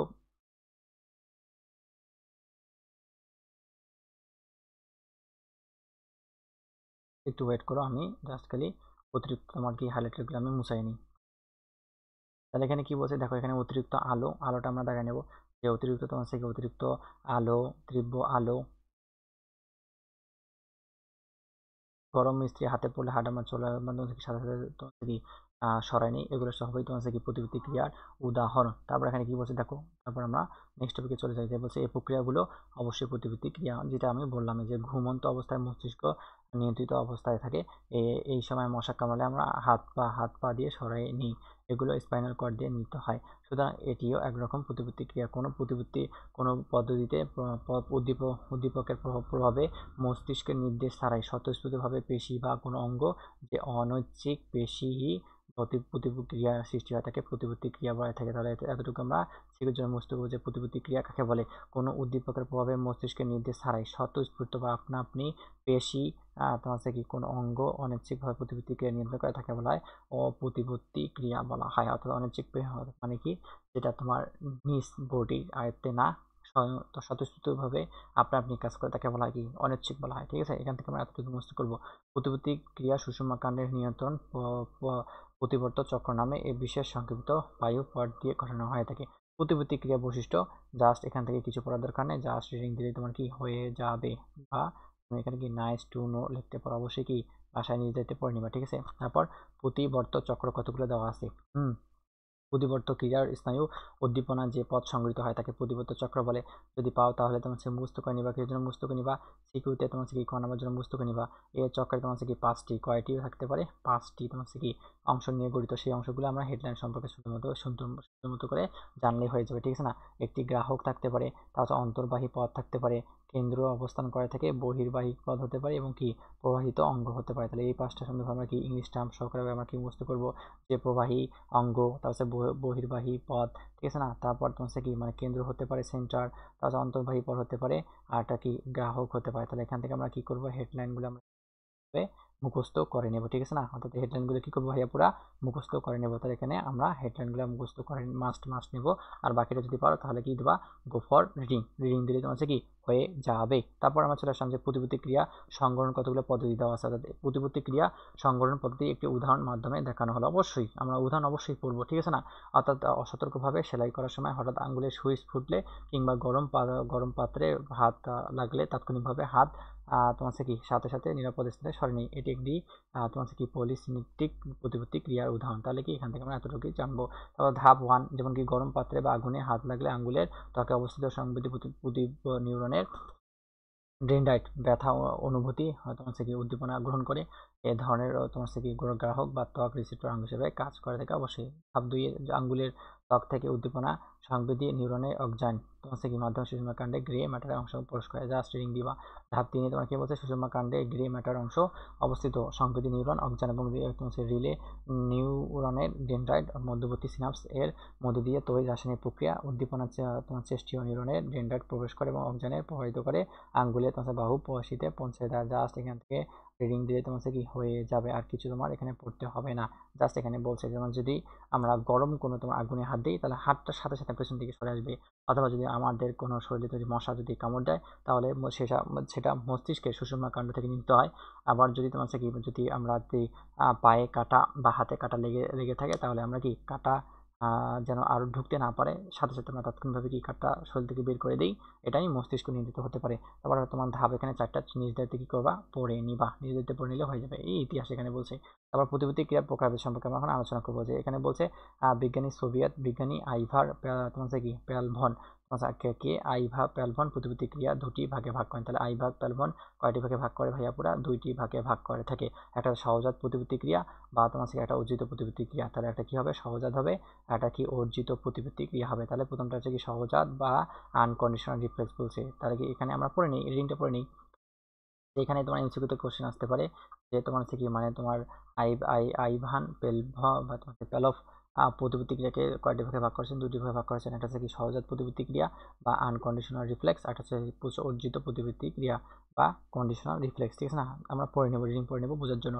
যেসব প্রতিবর্তী ক্রিয়া জন্মগত স্থির এবং তোমার কি কোনো শর্তাধীন নয় সেগুলো বলা হয় সহজাত প্রতিবর্তী ক্রিয়া। আমরা আগেই পড়ে আসছি যে খাবার দেখলে বা খাবারের গন্ধ লালানি নিঃসৃত হওয়া, উজ্জ্বল আলোতে চোখের পিপুল সংকুচিত হওয়া, হাত পা বা গরম শেক বা কাঁচা কাঁচা খোঁচা লাগলে তোমার হাত পা সরিয়ে নেওয়া, এগুলো সবাই হচ্ছে কি তোমার অর্জিত সহজাত প্রতিবর্তী ক্রিয়ার উদাহরণ। তো এখান থেকে আমরা কি করব, এখান থেকে আমরা অতটুকু তোমার হচ্ছে মুখস্থ করলেই হয়ে যাবে। যে আমরা সুন্দর এখন পড়বো, চলো পড়ে নিই। তার আগে আমরা এটা মুছাই নিই। যে খাবার দেখলে তোমার হচ্ছে কি বা তোমার হচ্ছে গন্ধ শুঁকে লালা নিঃসৃত হয়, জাস্ট পড়ে নিব আমরা। উজ্জ্বল আলোতে তোমার চোখের পিউপিল সংকুচিত হয়। তারপর এখানে বলছে তোমার হচ্ছে কি হাত হাত বা পায়ের গরম, কি বলছে, হাত বা পায়ের গরম তোমার হচ্ছে কি মানে খাঁচা লাগলে তোমার হচ্ছে কি হাতের সাথে সাথে পা সই নেওয়া হয়, এগুলো সবই কি তোমার অর্জিত বৈশিষ্ট্যের উদাহরণ হতে পারে। এখানে থেকে আহামরি ইম্পর্টেন্ট না, জাস্ট এখান থেকে রিডিং দিলে হয়ে যাবে। তবে এখানে কি বলছে, সহজাত প্রতিপত্তিকে আবার 3 ভাগে ভাগ করা যায়। একটা তোমার হচ্ছে কি উপরিগত বা সুপারফিশিয়াল প্রতিক্রিয়া, হেডলাইনটা জাস্ট আমরা মুখস্থ করে নেব। তারপর হচ্ছে কি তোমার হচ্ছে গভীর বা ড্রপ প্রতিক্রিয়া, হেডলাইনগুলো মুখস্থ করে নেব, ঠিক আছে। তারপর 3 নম্বর পয়েন্ট হচ্ছে কি আন্তঃজন্ত্রীয় বা ভিসেরাল প্রতিক্রিয়া। তাহলে এখান থেকে 3 নম্বর তিন পয়েন্টটা মুখস্থ করলে হয়ে যাবে। তাহলে এই সহজাত প্রতিক্রিয়াকে 3 ভাগে ভাগ করা যায়। সেখানে তোমার হচ্ছে কি হেডলাইনগুলো মুখস্থ করতে হয়ে যাবে। তাই এটা কি করবো, আমরা মুখস্থ করে নেব। আর সিকিউর জন্য,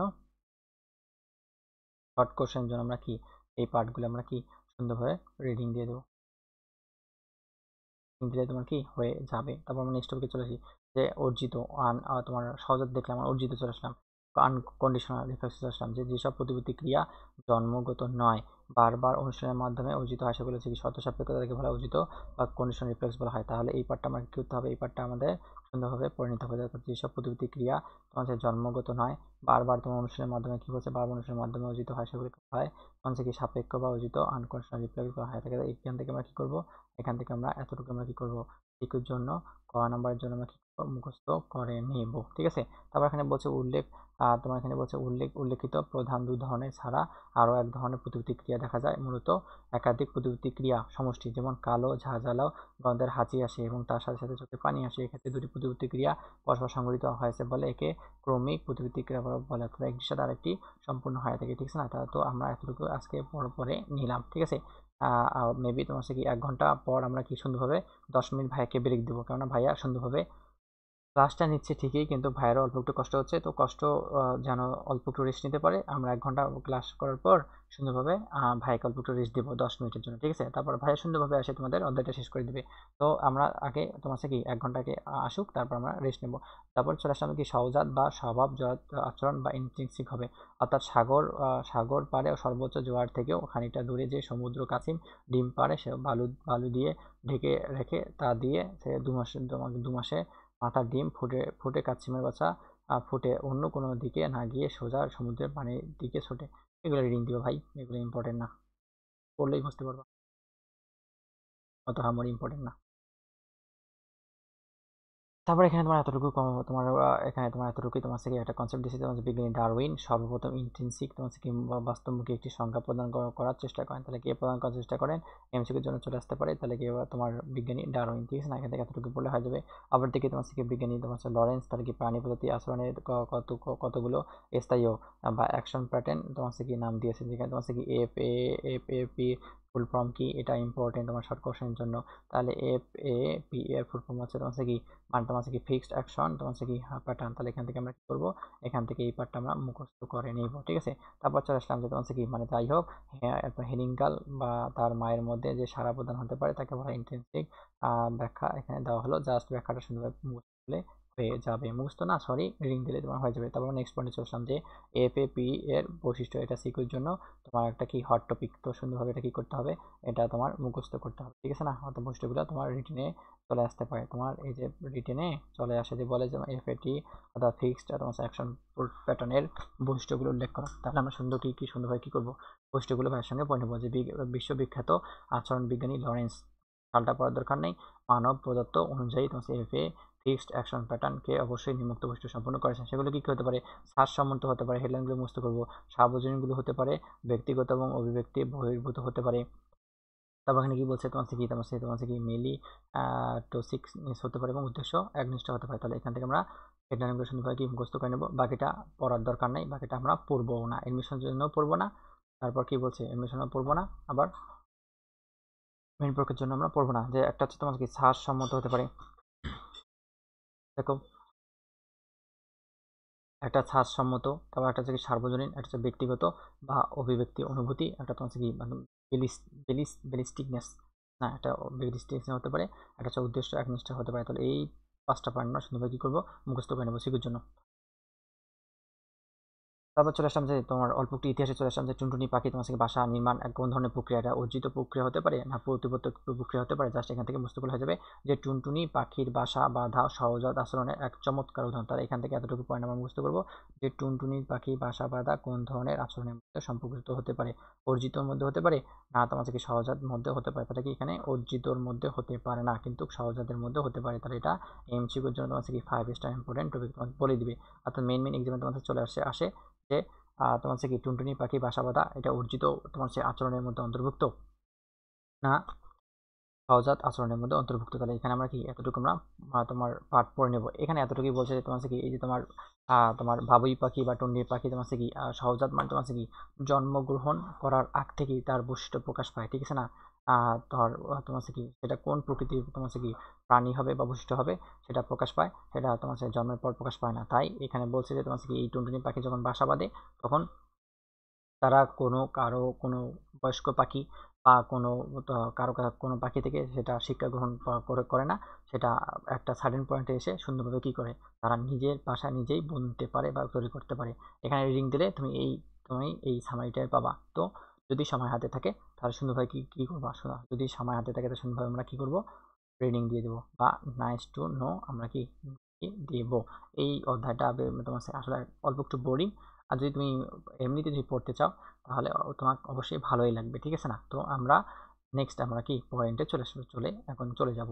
নেক্সট পয়েন্টে তোমার কি বলছে ওভারঅল তোমার প্রতিবর্ত ক্রিয়া এবং সহজাত আচরণের মধ্যে পার্থক্য বলছে। তো আমি আগেই বলছিলাম যেটা তোমার বইয়ে তোমার যেগুলো তোমার বইয়ে তোমার বক্স যেগুলো দেওয়া আছে এগুলো আসলে অনেক অনেক ইম্পর্টেন্ট। সেটা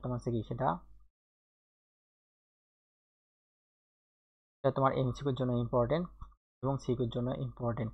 বিশেষ করে হেডলাইনগুলো তোমার কি মেডিকেলের জন্য ইম্পর্টেন্ট, মেডিকেল এডমিশন টেনশনের জন্য অনেক অনেক ইম্পর্টেন্ট। তো আমরা সুন্দরভাবে পড়ে নেব যে প্রতিবর্তী ক্রিয়া কি মেরুদণ্ডী প্রাণীর ক্ষেত্রে ক্রিয়া স্নায়ুরজ্জ নির্দিত হয়। তাহলে মেরুদণ্ডী প্রাণীর ক্ষেত্রে কোথায় ক্রিয়া সংঘটিত হয়, স্নায়ুরজ্জে নির্দিত হতে পারে। অপরদিকে সহজাত আচরণ হচ্ছে কি মস্তিষ্ক দ্বারা নির্দিত হতে পারে। প্রতিবর্তী ক্রিয়া 2 নম্বর পয়েন্ট বলছে সরল প্রকৃতি সুনির্দিষ্ট উদ্দীপকের প্রতি তাৎক্ষণিক দ্রুত সাড়া দেয়, আর আছে জটিল প্রকৃতি বা ধীর গতিতে বিকশিত হয়। তারপর এখানে বলছে 3 নম্বর পয়েন্টে বলছে এটি অনেক সময় প্রাণী ইচ্ছা অনুযায়ী নিয়ন্ত্রিত বা পরিবর্তিত করা যায় না। শেষ।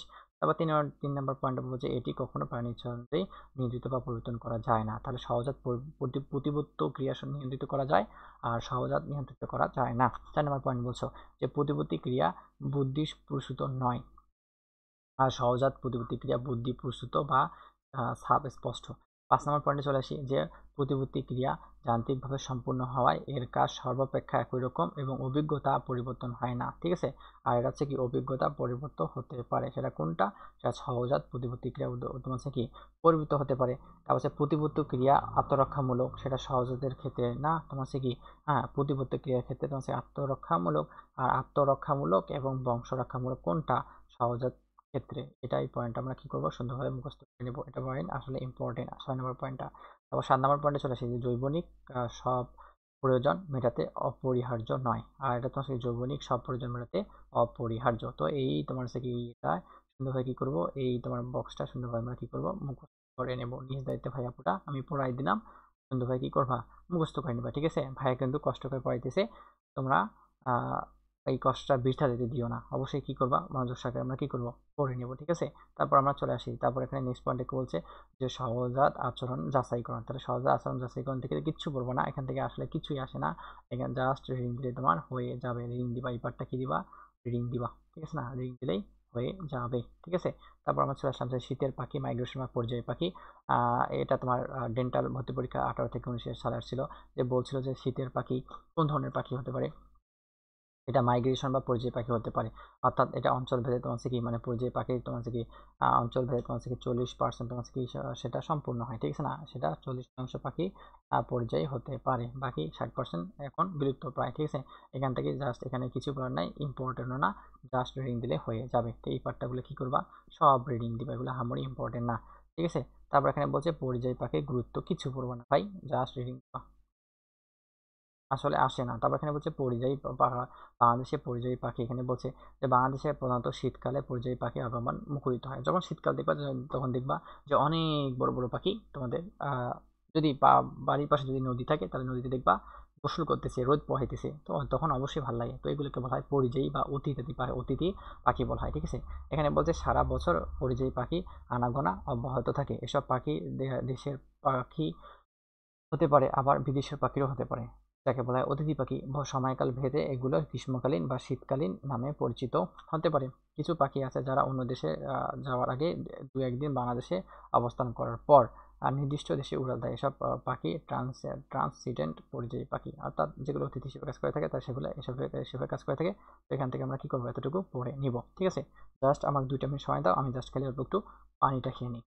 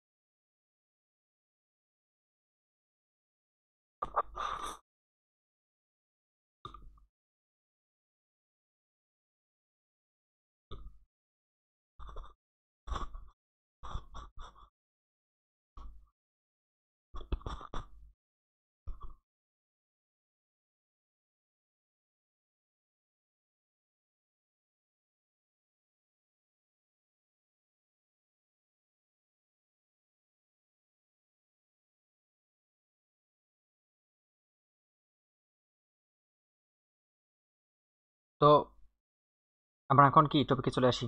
অল্প একটু দুঃখিত, আমি অনেক পিপাসা লাগছিল, ঠিক আছে না, টানা 1 ঘন্টা আমি কথা বললাম, তো তো অল্প একটু পানি খাওয়ার প্রয়োজন ছিল, তো এর জন্য তোমার কি একটু অপেক্ষা করতে হইলো, তো অনেক অনেক দুঃখিত, ঠিক আছে না। তো আমরা এখন কি টপিকে চলে আসি, যে এখানে বললাম, আমি এতটুকুই বললাম যে কিছু পাখি আছে যা অন্য দেশে যাওয়ার আগে দু একদিন বাংলাদেশে অবস্থান করে, করার পর নির্দিষ্ট উড়ালে তো ও দেশে উড়াল দেয়, ঠিক আছে না। এসবকে বলা হয় অতিথি পাখি বলা হয়। এখান থেকে এতটুকু জানলে হয়ে যাবে, ঠিক আছে না। তারপর আমরা চলে আসি, যে বলছে এগুলো কিছু পড়বো না। এখান থেকে এতটুকু পড়ে নিবা যে বাংলাদেশে প্রায় 500 প্রজাতির স্থায়ী পাখি রয়েছে। কত প্রজাতি রয়েছে? 500। এবং অস্থায়ী সংখ্যা রয়েছে, সেটা কি বিদেশি হতে পারে, সেটা হচ্ছে 300 হতে পারে। তাহলে এই পয়েন্ট আমরা মুখস্থ করবো, এমসিকিউর জন্য মুখস্থ করে নিবো। আমি দেখাই দিচ্ছি সুন্দরভাবে, তোমরা মুখস্থ করে নিবা, ঠিক আছে। যে বাংলাদেশে প্রায় 500 প্রজাতি তোমার স্থায়ী পাখি আছে, এবং তোমার কি 300 প্রজাতি অস্থায়ী পাখি হিসেবে কি বিরাজ করে থাকে। তাহলে এখান থেকে আমরা এতটুকু পয়েন্ট মুখস্থ করে নিবো।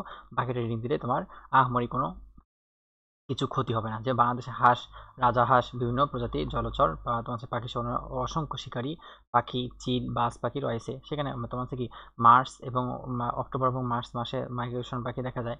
এখান থেকে এতটুকু মুখস্থ করে আসবে, মুখস্থ করবো না ভাইয়া পুরা, জাস্ট খালি রিডিং দিয়ে দিবা, রিডিং দিয়ে দিলে হয়ে যাবে। তাহলে এই টপিকটা কি দেবো আমরা, সুন্দরভাবে কি দেবো, রিডিং দিয়ে দেবো, ঠিক আছে। আমরা কি দেবো, রিডিং দিয়ে। তারপর উপসংহার কিছু পড়বো না, রিডিং দিলে হয়ে যাবে। মাকড়সা জালবো না, এটা ইম্পর্টেন্ট টপিক, এটা পড়তে হবে। যে মাকড়সা জাল বৃত্তাকার জালক হচ্ছে অতি জটিল এবং অপরিবর্তিত আচরণগত প্যাটার্নের ফলশ্রুতি। অর্থাৎ মাকড়সার অস্তিত্ব রক্ষা এবং জাল মূল ভূমিকা পালন করে। জালটি উড়ন্ত শিকার ধরা ফাঁদ হিসেবে কাজ করে। জালের সুতার উপর দিয়ে দ্রুত গতিতে মাকড়সা নিজে দৌড়াতে পারে, ঠিক আছে। তা রিডিং দিয়ে দিবা। তারপর বলছে মাকড়সা জাল বনে রেশমি সুতা দিয়ে। তাহলে এখান থেকে এইটুকু ইম্পর্টেন্ট, এডমিশনে চলে আসছিল তোমাদের, যে কোনো এডমিশনের ক্ষেত্রে তোমার এই কোশ্চেনটা চলে আসছিল। তো এই কোশ্চেনটা 5 স্টার ইম্পর্টেন্ট। যে বলে দিছিল যে তোমার কি মানে মাকড়সার বৃত্তের জাল বনে কোন সুতা দিয়ে, রেশমি সুতা দিয়ে, রেশমি কাপড়, ঠিক আছে না। একটা গান আছে না, যে কিনে দে রেশমি চুড়ি, ঠিক আছে না। তো রেশমি চুড়ি ওখানে না, এটা রেশমি সুতা, ঠিক আছে। অর্থাৎ উদরি বিশেষ সিল্ক গ্রন্থি থেকে খরিত পদার্থকে শত শত তোমার নীলাকাযুক্ত 3 জোড়া বুননকারী এর মাধ্যমে সুতা নির্মাণ করা হয়। তাহলে এই যে সিল্ক গ্রন্থি থেকে সেটা তোমার রেশমি তোমার কি সুতাটা নিঃসৃত হতে পারে, ঠিক আছে। তারপর এখানে বলছে যে সিল্ক গ্রন্থি থেকে খরিত স্ক্লেরোপ্রোটিন থেকে সৃষ্ট সুতা বাতাসের সংস্পর্শে এসে শক্ত রেশমি সুতা পরিণত হয়। তাহলে আমরা এখান থেকে এতটুকু জানবো যে স্ক্লেরোপ্রোটিন থেকে সেটা শক্ত সুতায় পরিণত হতে পারে। তাহলে এটা মুখস্থ করবো, এটা মুখস্থ করবো, এটা মুখস্থ করবো। দেখাই দিচ্ছি, সমস্যা নেই, দেখাই নাও। যে তোমার মাকড়সার তোমার হচ্ছে বৃত্ত জাল মানে বৃত্তের জাল বনে তোমার হচ্ছে রেশমি সুতা থেকে, সেখানে তোমার হচ্ছে সিল্ক গ্রন্থি অবস্থান করে থাকে এবং 3 জোড়া ভ্রূণকারী সম্পূর্ণ হয়। সরি, বারবার একটু ডিস্টার্ব দিচ্ছে। যে তোমার সেখানে তোমার হচ্ছে 3 জোড়া ভ্রূণকারী সম্পূর্ণ হয়।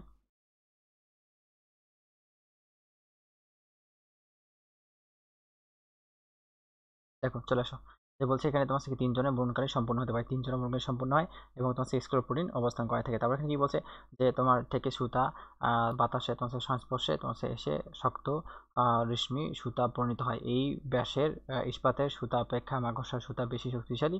টান টান দিয়ে ছিঁড়ে গেলে ছেঁড়ার আগে 1/5 কত পঞ্চমাংশ, 1/5 এটা মুখস্থ করতে হবে, লম্বা হতে পারে। তাহলে কি যদি নর্মালভাবে একটা সুতা আমরা ছিঁড়তে পারি, তো মাকড়সার সুতা যদি ছিঁড়ি তাহলে 1/5 লম্বা হবে, ভ্যাকের কোকর হবে, দেন তোমার সে কি হবে, এটা ছিঁড়ে যাবে। তো এখান থেকে আমরা কি এতটুকু আমরা কি মুখস্থ করে নেবো যে তোমার কত কত অংশ হতে পারে, 1/5 হতে পারে। 3 স্টার ইম্পর্টেন্ট টপিক। তো সুন্দরভাবে এমসিকিউর জন্য আমরা কি করবো, পড়ে নেব।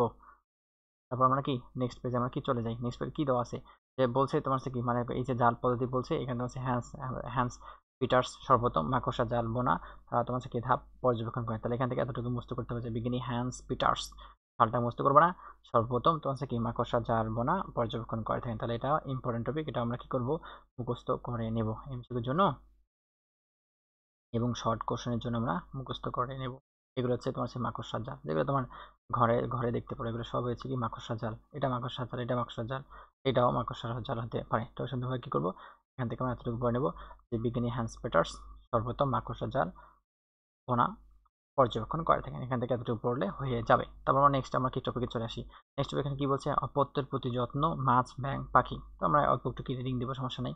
যে বলছে ডিম পাড়া বা সন্তান ধারণ করা থেকে শুরু করে এদের লালন পালন এবং রক্ষণাবেক্ষণ মাতা পিতা কিংবা উভয় সহজাত আচরণ, শিশুর জন্মলাভ, তাদের স্বনির্ভর হওয়া পর্যন্ত পিতামাতা কর্তৃক পরিচর্যা নেওয়াকে অপত্য বা যত্ন নেওয়াকে বলা হয় প্রমাণা। যেমন কি মাছ, উভচর, পাখি, স্তন্যপায়ী প্রাণী রূপ আচরণ লক্ষ্য প্রকাশ পেতে পারে। তাহলে এটা এমসিকিউদের জন্য ট্রু ফলসের জন্য আসতে পারে যে তোমার মাছ, উভচর, পাখি, স্তন্যপায়ী কি অপত্য প্রতি যত্ন প্রদর্শন করে, কি করে না, অবশ্যই করে থাকে। এখান থেকে ভাই কিছু পড়বা না, জাস্ট গো ফর এই পেজটা রিডিং দিলে হয়ে যাবে, ঠিক আছে। এখান থেকে কিছু পড়ার দরকার নেই। তারপর এখানে অল্প একটু রিডিং দিলে হয়ে যাবে, এগুলো কিছু না ভাই। এভাবে অক্সিজেন চাহিদা নিশ্চিত করতে পানির স্রোত ব্যবহৃত হয়, অথবা একে বলা হয় ফেনিং বলা হয়। কিছু পড়বো না, জাস্ট ফেনিং ওয়ার্ডটা মুখস্থ করবা। এখানে ফেনিং কোটা কোন তোমার অধ্যায়ের সাথে যুক্ত, চ্যাপ্টার 11 সাথে সম্পর্কযুক্ত, না সরি 12 সাথে সম্পর্কযুক্ত, এতটুকু মনে রাখলে হয়ে যাবে। তারপর ব্যাংকের প্রতি অপত্য যত্ন, এখানে কিছু পড়বো না। এই যে তোমার গ্লেডিয়ান ব্যাংক নামে পরিচিত, যার বুকের নাম হচ্ছে কি তোমার হচ্ছে কি বলছে তোমার হিপসিবোস রোসেন বার্গি, এটা মুখস্থ করবা। এখান থেকে মুখস্থ করলে হয়ে যাবে, বিশেষ করে স্প্লিংটা মনে রাখবা, স্প্লিং মনে রাখলে এখান থেকে হয়ে যাবে। তারপর আমরা নেক্সটে চলে আসি, এটা এটা এক ধরনের ব্যাংক, ঠিক আছে না। সেখানে আবার তোমার বুকের নামটা মুখস্থ করে নিবা। এগুলো ব্যাঙ সেখানে খাদ্য গ্রহণ করে, খাদ্য খাবার গ্রহণ করার পর সেখানে কি কি পরিণত হয়, কি কি না পরিণত হয় মুখস্থ করে নেবা। তারপর কাদা মাটি নীরা, এটা কিছু পড়বো না, রিং দিবা। বাকিটা তোমার কি রিডিং এর মধ্যে পড়বে। তারপর পাখি অপত্যপ্রতি যত্ন, ঠিক আছে না, তাহলে কিছু পড়বো না, এখান থেকে কিছু পড়ার দরকার নেই। পান কোর যদি পারো তাহলে পান কোরে তোমার কি বগির নামটা মুখস্থ করবা, যে লিটিল কর্মোরেন্ট বা তোমার কি এই এটা পড়ে নিবা যে পান করি জননকাল মে থেকে অক্টোবর মাস। তাহলে যদি এমসিকিউতে কোশ্চেন আসে যে পান করি জননকাল কোন থেকে কোন মাস, মে থেকে অক্টোবর মাস, এমসিকিউর জন্য ইম্পর্টেন্ট। তারপর কিছু পড়ার দরকার নেই, যে পান করি একদিন পর পর 2 থেকে এতটি সাদা বা নীল ডিম পারে, তাহলে ডিম পাড়ার সময়কাল কত, 2 থেকে 6টি, এটাও কি এমসিকিউর জন্য ইম্পর্টেন্ট, দেখাই নেবো আমরা। তারপর এখানে বলছে 2-3 দিন সপ্তাহের মধ্যে ডিম ফুটে শাবক বেরিয়ে আসে। 2-3 সপ্তাহ পর, 2 থেকে 3 দিন সপ্তাহ পর শাবকের থেকে কি চলে আসে, সেটা পরিপ্রাপ্ত হয়, ডিম থেকে বাচ্চা ফুটে আসে। এখান থেকে এতটুকু পড়ে নিবা এবং এখান থেকে এতটুকু পড়ে নিবা যে 15 থেকে 20 দিন পর্যন্ত পান করি শাবকদের আগলে রাখে। তাহলে কতদিন পর্যন্ত আগলে রাখে ভাইয়া, পুরা তোমার 15 থেকে 20 দিন আগলে রাখতে পারে। এমসিকিউর জন্য এই টপিকটা অল্প একটু ইম্পর্টেন্ট। তো আমরা কি করবো, মুখস্থ আমরা করে নেব, টন টিটিএম করে নেবো, ঠিক আছে না। তারপর শিকন বা শিকন আচরণ চলে আসলাম, এটা অল্প একটু পড়তে হবে। যে এখানে বলছে প্রতিটি প্রাণী নির্দিষ্ট সহজাত আচরণ নিয়ে জন্মগ্রহণ করে, যা তার জীবন যাপনের সঙ্গে সামঞ্জস্যপূর্ণ। কিন্তু পরিবর্তনশীল তোমার কি বলছে পরিবেশের সাথে খাপ খাইয়ে চলানোর জন্য এ আচরণ যথেষ্ট নয়, বরং তাকে টিকে থাকতে হলে অভিজ্ঞতা অনুসরণের মাধ্যমে নতুন নতুন কৌশল রপ্ত করতে হবে। অর্জিত অভিজ্ঞতার আলোকে পরিবর্তিত এই আচরণ শিকন বা তোমাদের শিক্ষালব্ধ আচরণ হতে পারে।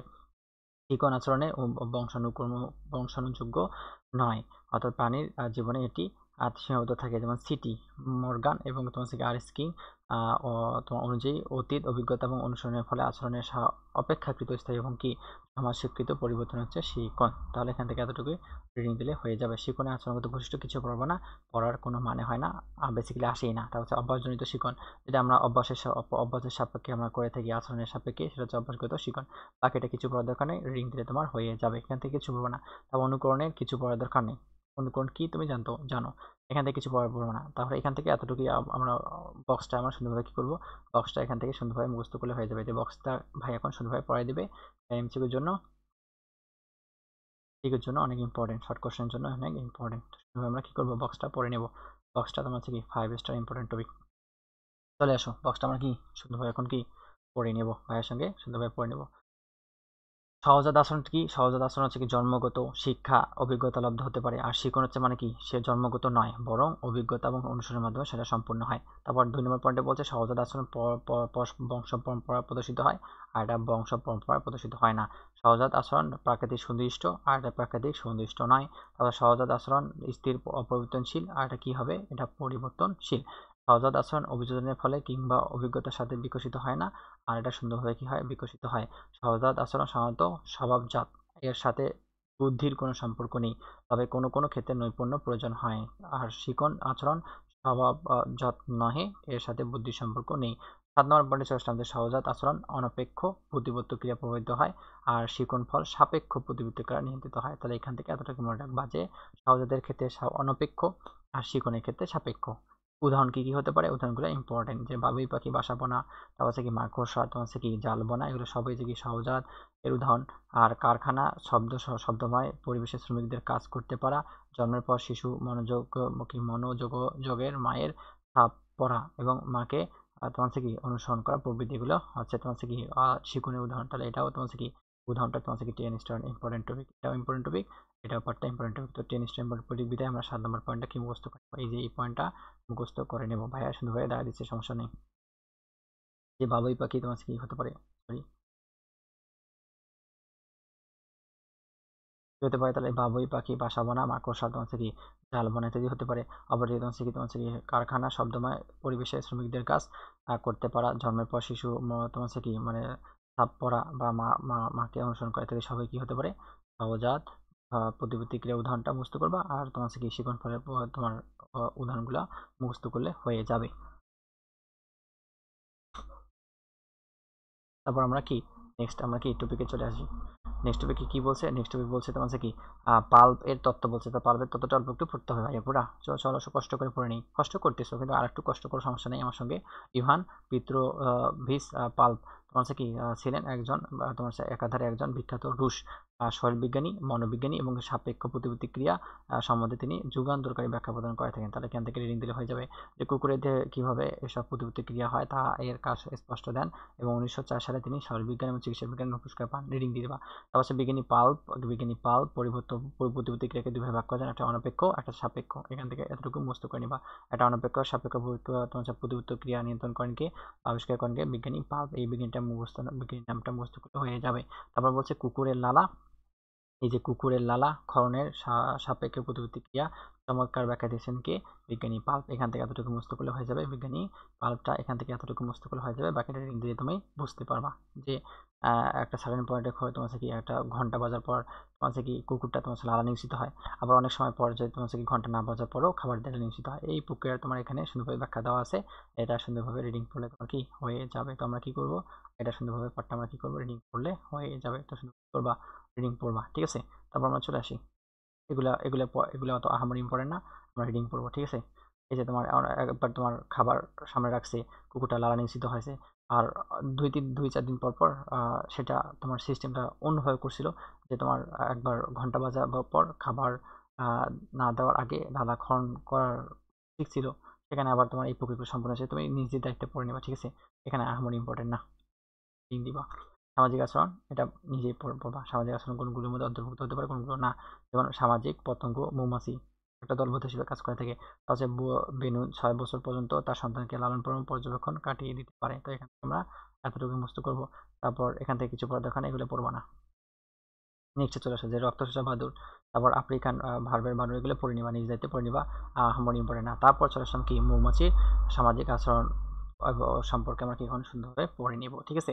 তো আমরা এই টপিকটা কি করবো, এই টপিকটা করার পর আর বেশিক্ষণ লাগবে না, সুন্দরভাবে আমরা কভার করতে পারবো। তো ভাইকে 5টা মিনিট সময় দাও রেস্ট নেওয়ার জন্য, অল্প একটু রেস্ট নেই, তারপর সুন্দরভাবে কি এই টপিকটা সুন্দরভাবে তোমাদের কভার করে দিচ্ছি। তো অল্প একটু তোমরাও রেস্ট নাও, তোমরাও কিছু খাও, দেন আমি 10 মিনিট পর ভাইয়া সুন্দরভাবে শেয়ার করে দিচ্ছি, ঠিক আছে। তো অল্প একটু আমরা কি ব্রেক নিই, সুন্দরভাবে আমরা অল্প একটু কি নিই, অল্প একটু আমি ব্রেক নিই, সমস্যা নেই।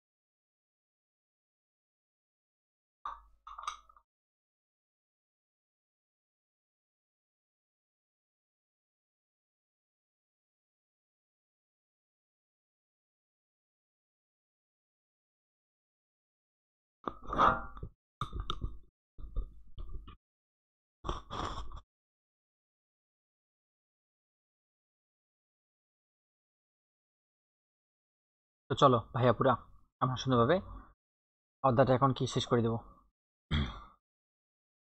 তো আমরা এখন কি তোমার মৌমাছির সামাজিক আচরণ সম্পর্কে এখন কি আমরা জানবো, সুন্দরভাবে জানবো, যেগুলো ইম্পর্টেন্ট এমসিকিউর জন্য আমরা সুন্দরভাবে পড়ে নেবো, দাগে নেবো। যে বলছে মৌমাছির প্রকার, মৌমাছি অনেক প্রকার হতে পারে। মৌমাছি হচ্ছে কি আর্থ্রোপোডা প্রাণী, ইনসেক্টা শ্রেণী অন্তর্ভুক্ত, এবং তোমার হচ্ছে কি মানে তোমার হচ্ছে কি হাইমেন মেনো ও পেটা বর্গের, এবং কি তোমার হচ্ছে হেপিডিয়া গোত্রের এপিস গণের সামাজিক প্রাণী। এখান থেকে এতটুকু এমসিকিউর জন্য পড়ে নিবা, ঠিক আছে। কোন গণ, কোন পর্ব, কোন শ্রেণী, ঠিক আছে না। বাংলাদেশে 3 প্রজাতির মৌমাছি রয়েছে, তাহলে কয় প্রজাতি রয়েছে ভাইয়া পুরা 5 স্টার ইম্পর্টেন্ট টপিক। 3 প্রকার প্রজাতি রয়েছে, একটা যে এপিক্স ইন্ডিকা, পড়ে নিবা, মুখস্থ করে নিবা স্প্রিংটা। এপিক্স তোমার হচ্ছে কি ডরসাটা, একটা এপিক্স ফ্লোরা হতে পারে, তাহলে এখানে থেকে এতটুকু পড়ে নিবা। তারপর আমি পড়ে দিচ্ছি, সমস্যা নেই। অর্থাৎ এপিক্স ইন্ডিকা হচ্ছে তোমার হচ্ছে কি এগুলো পাহাড়ি অঞ্চলে, সমতল ভূমি, বনের জঙ্গলে, দালান বা ঘরের সুবিধাজনক স্থানে বাস করে থাকে।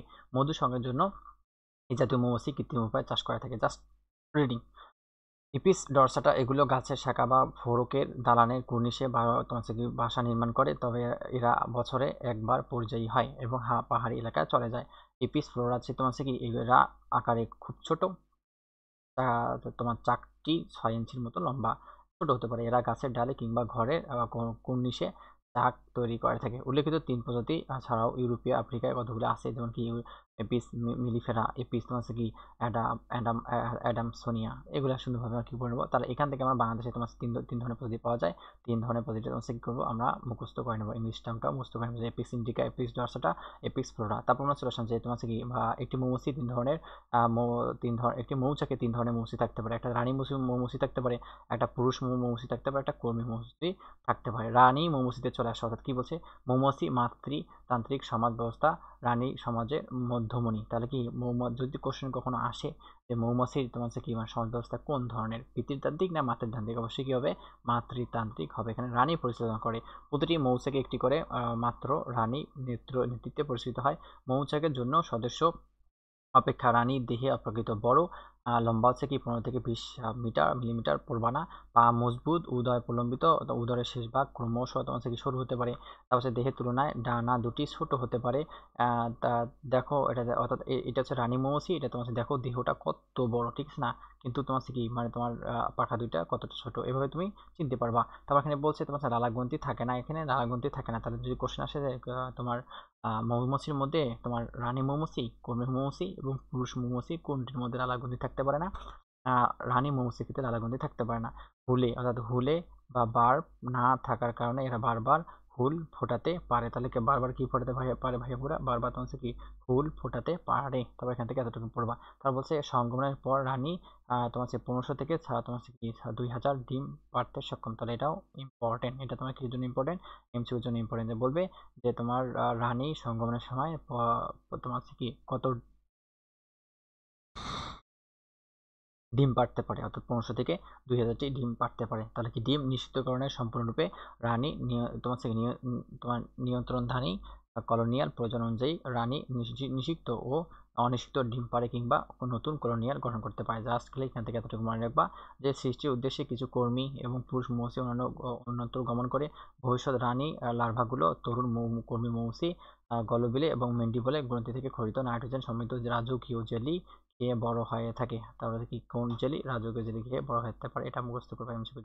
অবশ্যই ফলে রানী মৌমাছির উপনীত হয়, অর্থাৎ এখানটাকে সুপার শিডিউল বলা হয়। 16 দিনের মধ্যে মৌমাছিরা রানী পূর্ণাঙ্গ করে তোলে। কত দিনের মধ্যে? 16 দিনের মধ্যে। এটা তোমার হচ্ছে কি বোর্ড কোশ্চেন জন্য তোমার ইম্পর্টেন্ট। তো এটা আমরা কি করব, এটা আমরা সুন্দরভাবে পড়ে নিব। তারপর এখানে কি বলছে, এখানে বলছে কি নতুন রানী বেরিয়ে মৌচাকের বিকাশরত অন্যান্য রানীকে হুল ফুটিয়ে হত্যা করে। একই সময়ে দুটি নতুন রানী বের হলে এরা মরণ যুদ্ধে লিপ্ত হয়। অর্থাৎ কি রানী হবে কি রানী না হবে, দুইটা রানীর মধ্যে যুদ্ধ হয়, যেটা যুদ্ধে জয়ী হয় সেটাকে রানী হিসেবে গণ্য করা হয়। এখান থেকে এতটুকু যে বলছে রানী মৌমাছি বাঁচে 3 থেকে 5 বছর। তাহলে কত বছর বাঁচতে পারে? 3 থেকে 5 বছর বাঁচতে পারে। এটা ইম্পর্টেন্ট, এর জন্য ইম্পর্টেন্ট, আর বিশেষ ক্ষেত্রে আমার মেডিকেল ইন্স্যুরেন্সের জন্য ইম্পর্টেন্ট। সুন্দরভাবে কি করবা, পড়ে নিবা। তারপর এখানে বলছে জীবন দশার একটি রানী মৌমাছি প্রায় 1.5 লক্ষ ডিম পাড়তে পারে, যেটা আমরা পড়ে আসলাম। মস্তক থেকে খরিত ফেরোমেন তোমার হচ্ছে কি মৌমাছির বিভিন্ন সদস্যের সংঘর্ষের রাখতে সাহায্য করে, তাহলে ফেরোমেন পদার্থ নিঃসৃত হয়। তাহলে এটা আমরা কি পড়বো, পড়ে নেব। আর বিশেষ করে তোমার স্প্রিনটা মুখস্থ করবা, এটা এডমিশনের ক্ষেত্রে অনেক অনেক ইম্পর্টেন্ট। হ্যাঁ, যতটুকু বলছে ততটুকু পড়বা, দেখবা এডমিশনের কভার হয়ে গেছে। তারপর আমরা রানী মৌমাছি সম্পর্কে আলোচনা করলাম, এখন পুরুষ মৌমাছি সম্পর্কে আলোচনা করবো।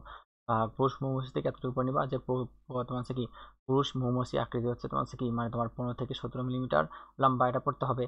প্রশস্ত হতে পারে, সুগঠিত হতে পারে, দৃঢ় হতে পারে। মুক্ত করবা যে মোম গ্রন্থি পরাগায়ন সংগ্রাহক যন্ত্র এবং হুল থাকে না। কলোনিয়ালেতে 300 থেকে 3000টি পর্যন্ত পুরুষ মৌমাছি থাকতে পারে। তাহলে রানী থেকে একটা আর পুরুষ থেকে 300 থেকে 3000 থাকতে পারে। তাহলে ভাবা যায় কোন ধরনের রাজনীতি ওখানে ওদের ওদের কাছে চলে। এখান থেকে এতটুকু পড়ে নিবা যে অনিষিক্ত ডিম থেকে পার্থনোজেনেসিস প্রক্রিয়ায় পুরুষ মৌমাছি সৃষ্টি হয়। তাহলে কোন প্রক্রিয়া সৃষ্টি হতে পারে? পার্থনোজেনেসিস প্রক্রিয়া সৃষ্টি হতে পারে। কোন নিষিক্ত মাধ্যমে, নিষিক্ত না অনিষিক্ত? অবশ্যই অনিষিক্ত হতে পারে। এই দুটো পয়েন্ট মুখস্থ করবা। এই প্রক্রিয়া সম্পূর্ণ হয়, সেজন্য এরা হ্যাপ্লয়েড হতে পারে। ক্রোমোজোম সংখ্যা করা থাকে একটা থাকে, তাই হচ্ছে হ্যাপ্লয়েড। কাজ হচ্ছে কি প্রণীত পতঙ্গের রূপান্তরের সময় 10 দিন পর এরা রানীকে নিষিক্ত করতে সক্ষম হয় এবং 500 পুরুষ সংক্রমণে উড্ডয়নে অংশগ্রহণ করে থাকে। অর্থাৎ তোমার হচ্ছে কি মানে বাচ্চা জন্ম দেওয়ার ক্ষেত্রে বেশি ভূমিকা পালন করে থাকে একটা পুরুষ না, 500টা পুরুষ, ঠিক আছে।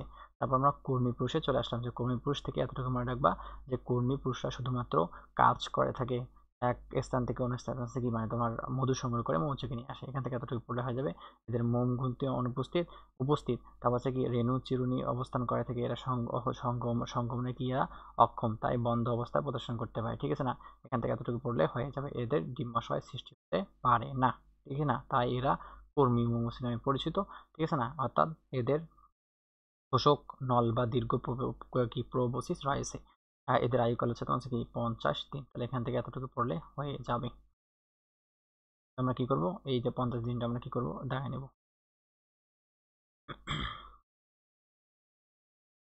তো আমরা দেখাই নিই কি হতে পারে, দিন হতে পারে।